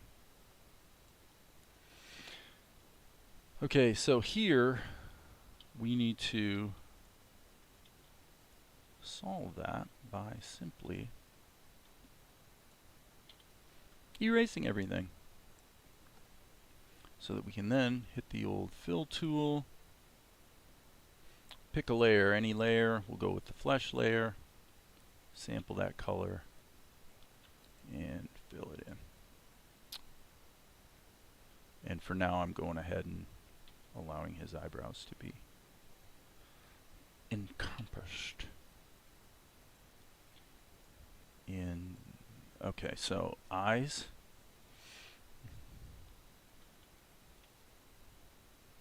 So now, because of the, well, never mind what I was about to say. It doesn't matter. It's only one keyframe I'm doing here, so there's no great mandate to keep charging forward through multiple keys. Boom, boom, boom, boom. Up. First leak of the day. There it is. Yep. Yeah, I can see it. So if we're going to do this properly, let's go to the ink layer. Whoops. And as I say, fix it properly.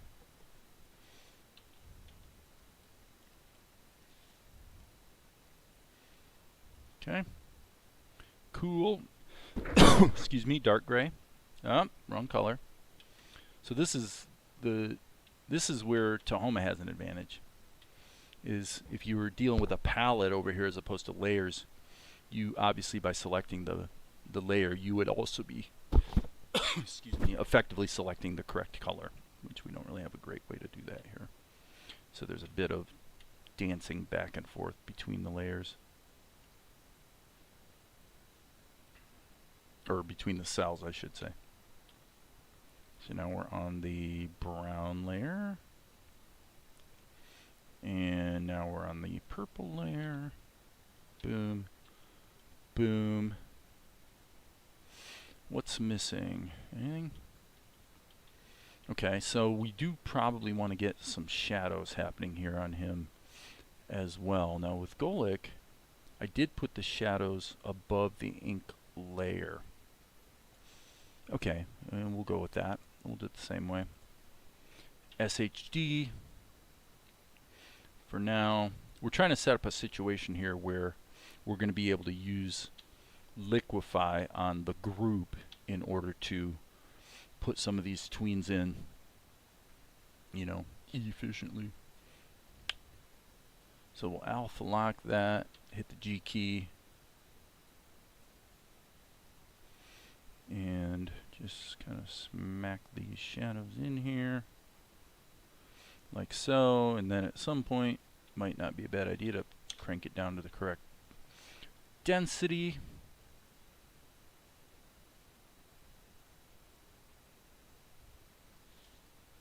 Not sure I love that. Boom.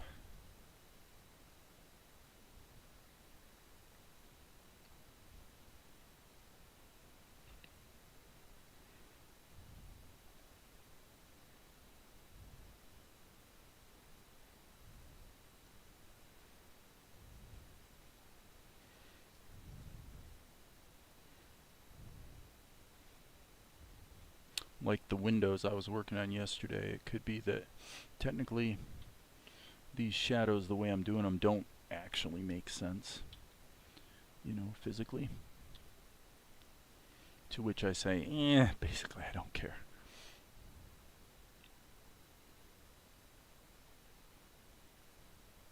Basically I just don't care. And here I'm going to actually do a fill operation like that.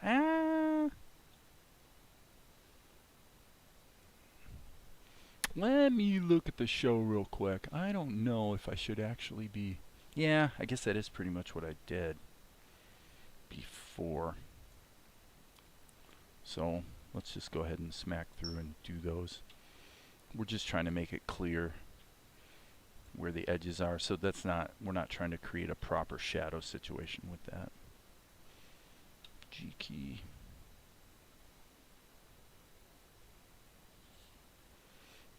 It is a cartoon after all. We just want to make it feel good.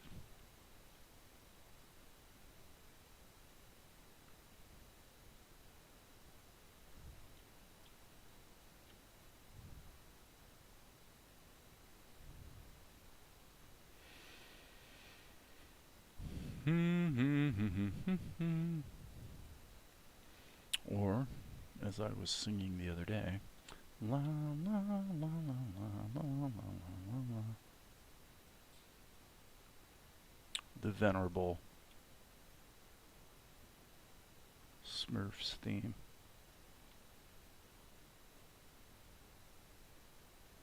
La la la la la la la la la la.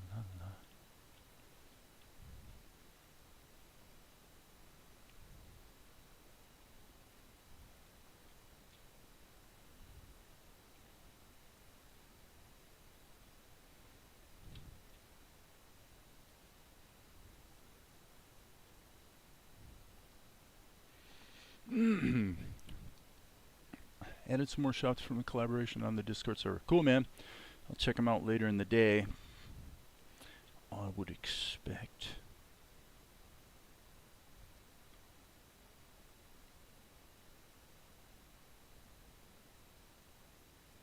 This is definitely going to be lost in shadow. I want to zoom out a little bit. I can see better. Come on. Yeah.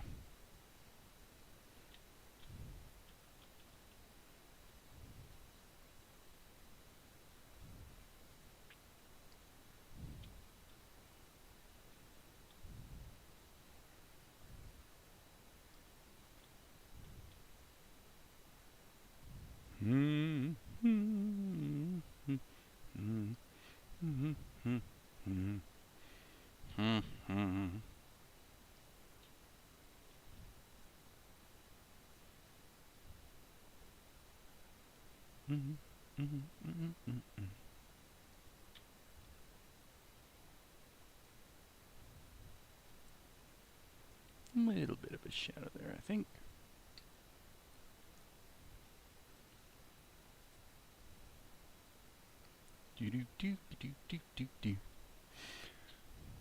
Maria wrote the script, wrapping up the last scene and starting the next project today as well. Busy, busy, busy. That's good. Keep rocking. The more you do, the better you get at it, I suppose. Not always, but usually. If you're being vigilant to... I meant to say vigilant. Sorry. If you're being vigilant to see and be sensitive to what needs to be improved. Obviously.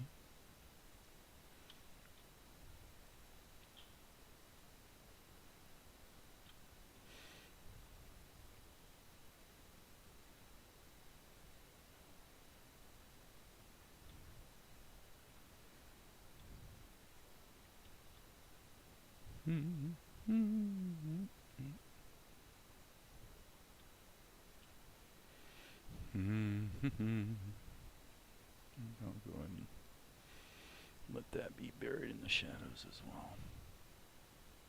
Okay, I'm not going to worry about blinks at this point.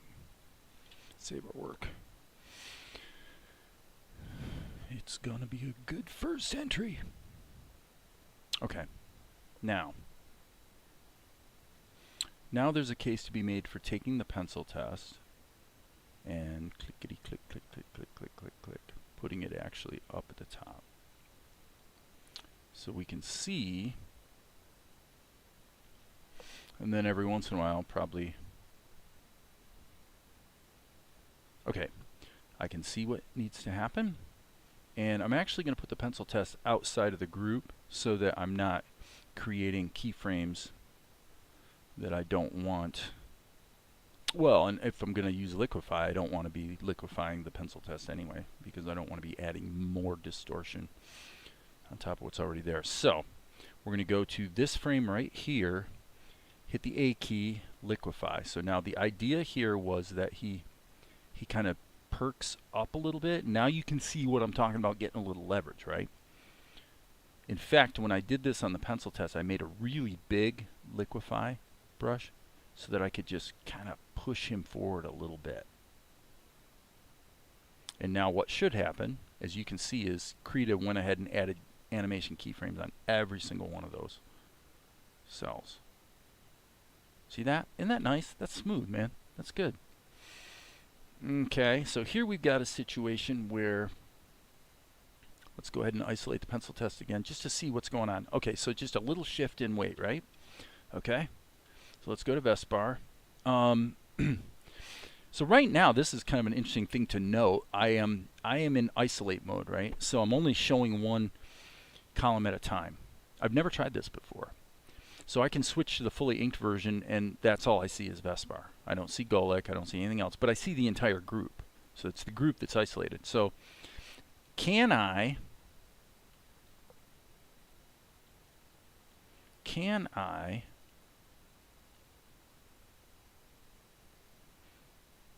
do the deformation on the group in isolate mode?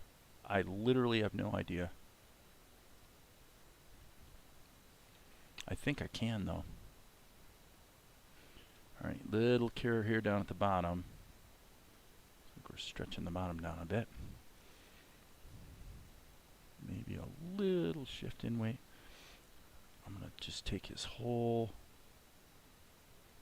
self and see if that worked. Okay, it did work. Meaning, yep, it let me go ahead and do a distortion on the entire stack of layers. That's really cool. I love being able to do that.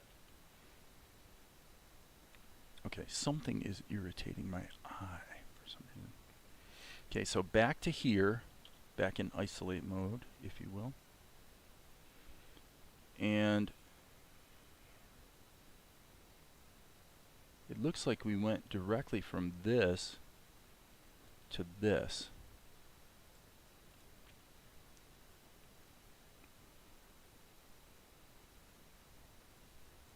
Let me look at that one more time. What is this? So he's kind of in that.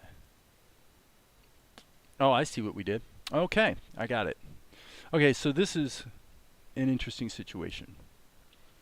What I need to do, and this came up when I was chatting with Ed the other day.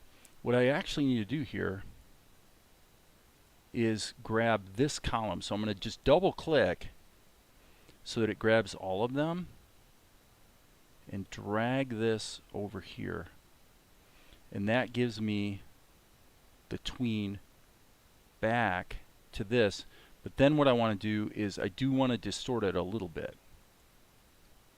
Okay? So this is where we started.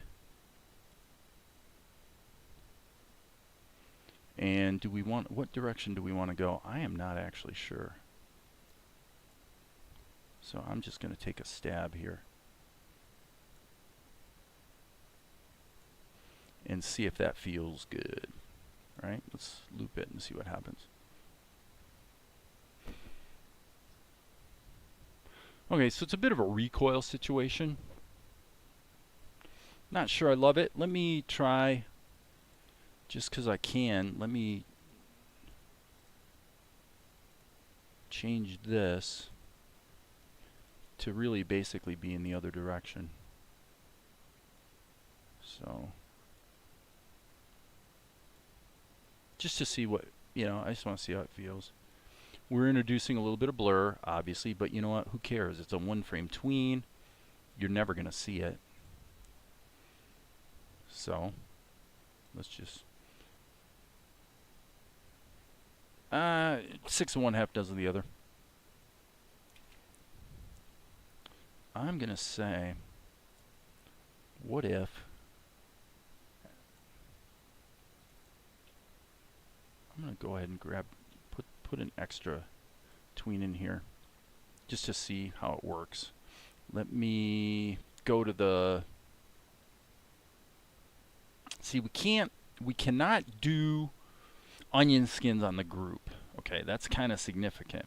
It's one of the advantages of having all the color in a single group, because then you can do onion skins with it and kind of see what you're doing. So probably my best choice would be to put the skins on the ink.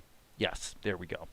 We'll put the skins on the ink So now we can see what our initial point was versus our destination. And now if I smack this up like that, that's probably going to give me a pretty smooth tween, actually.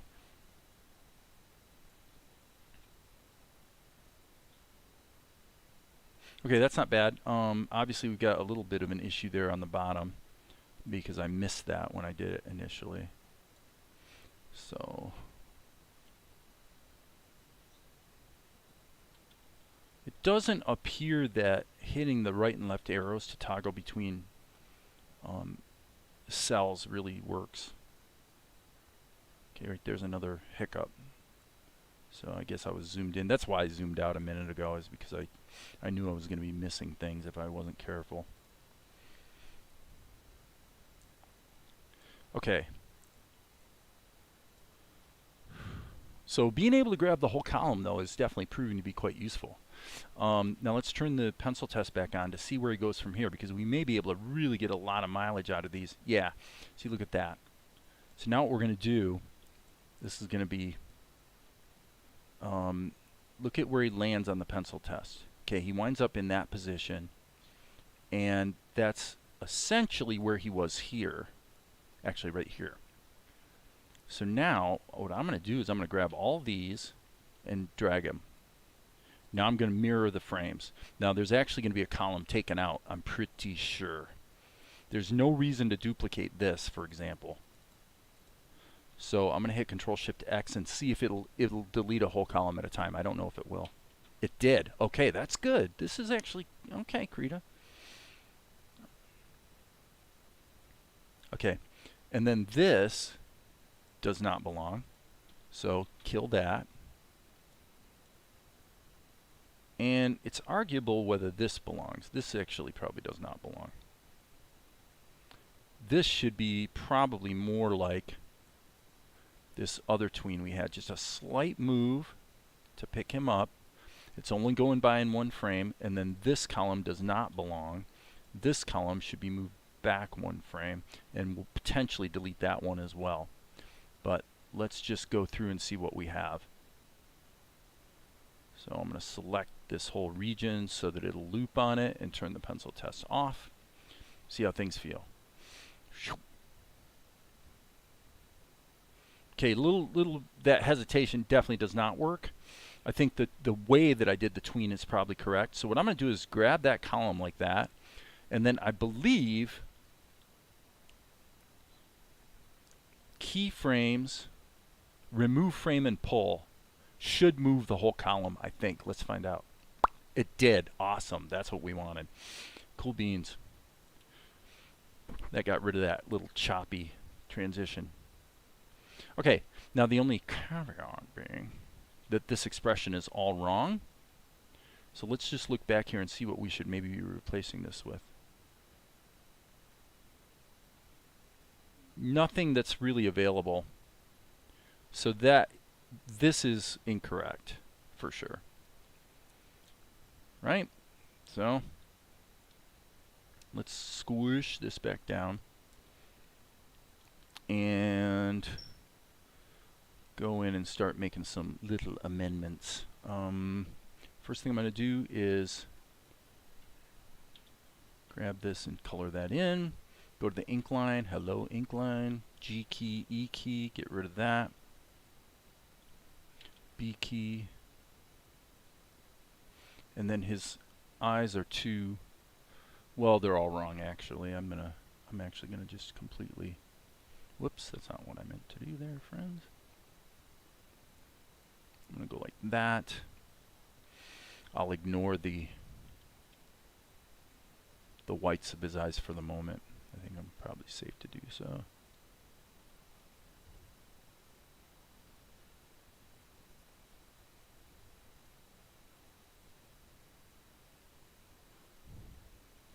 Okay. Eyes.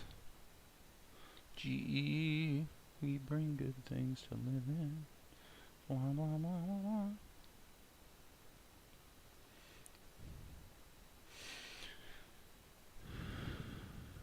Flesh tone, boom.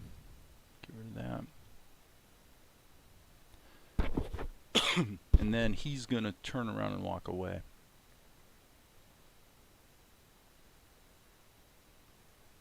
Okay, let's look at this. Whoops, wrong layer there, Jack.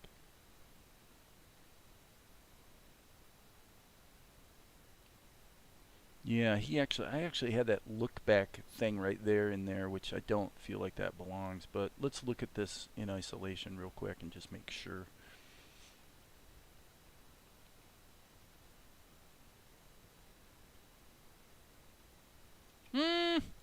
Okay, I'll buy that.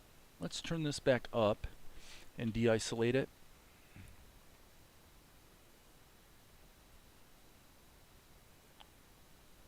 Where is this pose? This is here.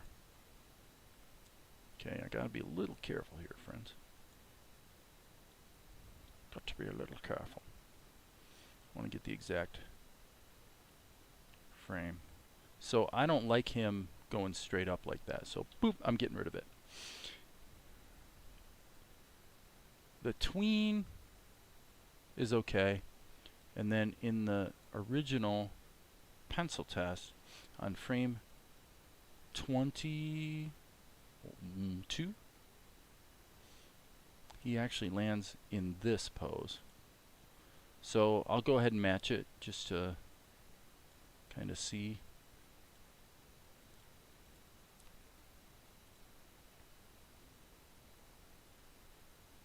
Okay, but what failed is, I guess I need to isolate the pencil testing. I'm trying to look at where the tweens are. I guess these are single frame tweens, so he just snaps to that. And then he goes to sideways.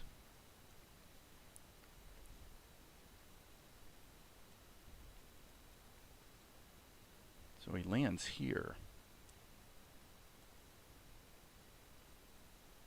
So we need this tween.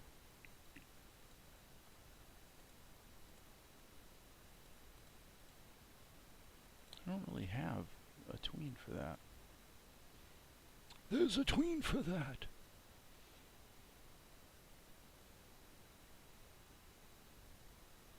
Yeah, so that right there is what's missing.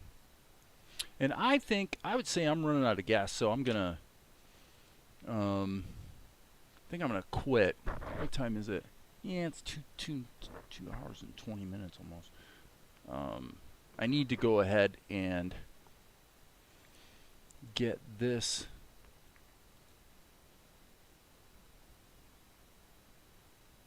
well, okay, I'm wrong actually. That's wrong.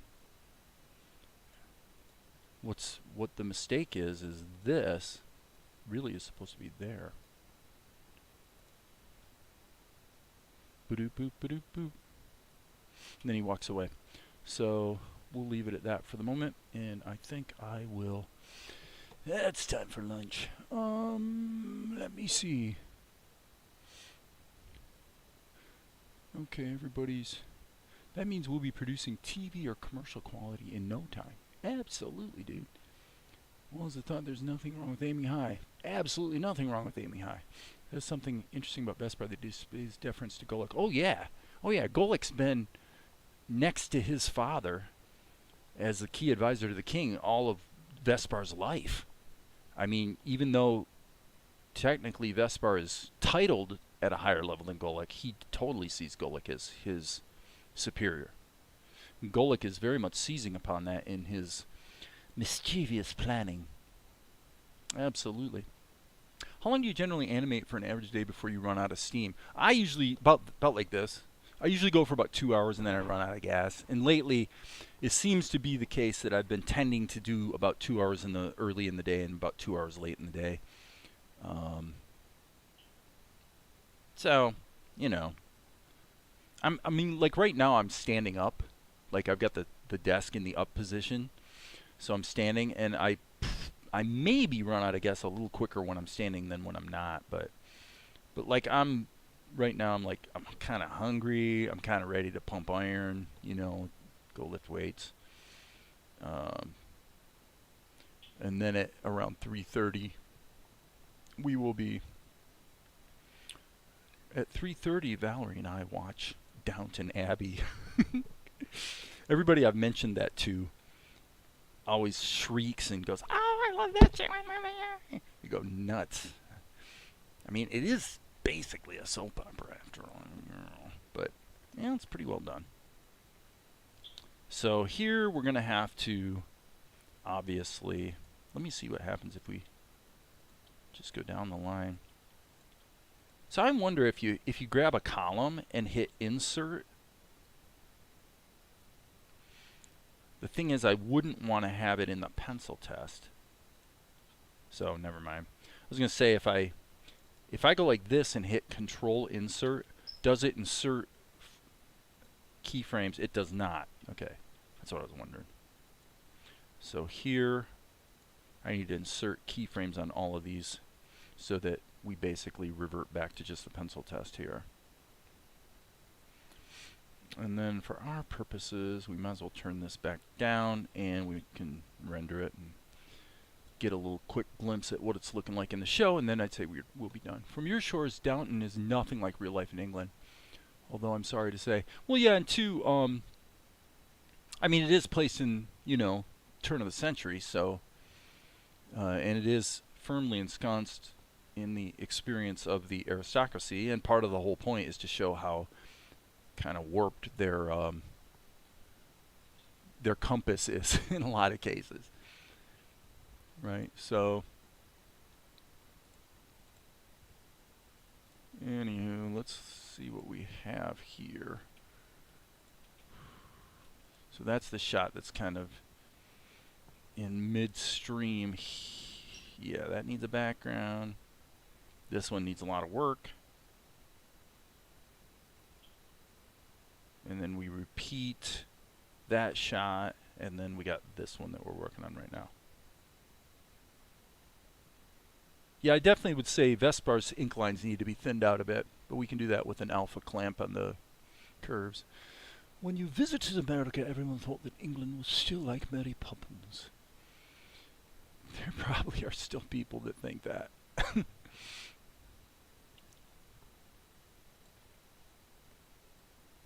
Well, there is a charm and an attraction to that whole tradition, I guess, you know. But I don't know. It's definitely grabbed people's imagination for a long time. When you think about dramas and comedies of manners, like your Jane Austen type stuff, I mean, people eat that up. They just eat it up.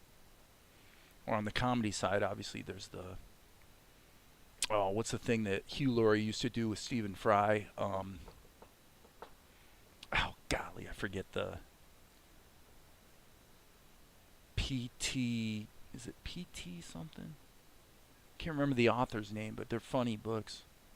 Been to England a few times, researched the Brunt and Richard Free. No, Blackadder. No, that was Rowan Atkinson. Or Rowan Atkinson did Blackadder.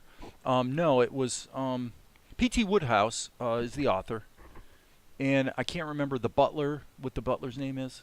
There's a butler, and or were they both in it? Okay, well that may be. I just remember Blackadder on PBS being and of course actually in other places I've seen it, but Rowan Atkinson was the kind of the main dude with that one, but. Yeah, the P.T. Woodhouse books about the butler that I can't remember the butler's name, and as I recall, it was interesting because the self-entitled, I don't know if he's an aristocrat, but you know, the one character, I've never been over the UK, no. Never really been out of the country. Hugh Laurie played the aristocrat and Stephen Fry played the butler. And it occurred to me in watching it that it would have been really interesting to actually have the roles reversed. Have Stephen Fry play the aristocrat and have Hugh Laurie play the butler. I think it would have been at least as entertaining, if not more so. But that's just speculation, of course. So, Jeeves, yes, Jeeves. Thank you. Yep, Jeeves. Yep, that's the one. Yeah, Hugh Laurie and Stephen Fry had some quite good comedy they did as Jeeves, and again, I don't remember what the guy's name was that bosses Jeeves around. But anyway, that's it for me. I'm going to sign off, and thanks for hanging out, guys. It's been a hoot. As you guys know, if I could find my mouse, there will be more later. Luke was 3 men on a boat. Cheers, yes, back at you. Yes. Well, again, there's something about that. There's something about the timbre and the attitude of that historical stuff that's just, there's something peaceful about it. Even whether it's comedy or drama, it doesn't really matter. There's just something peaceful about that historical thing. So, it's both historical and hysterical at the same bloody time. Wonderful stuff. All right, guys, I'm signing off.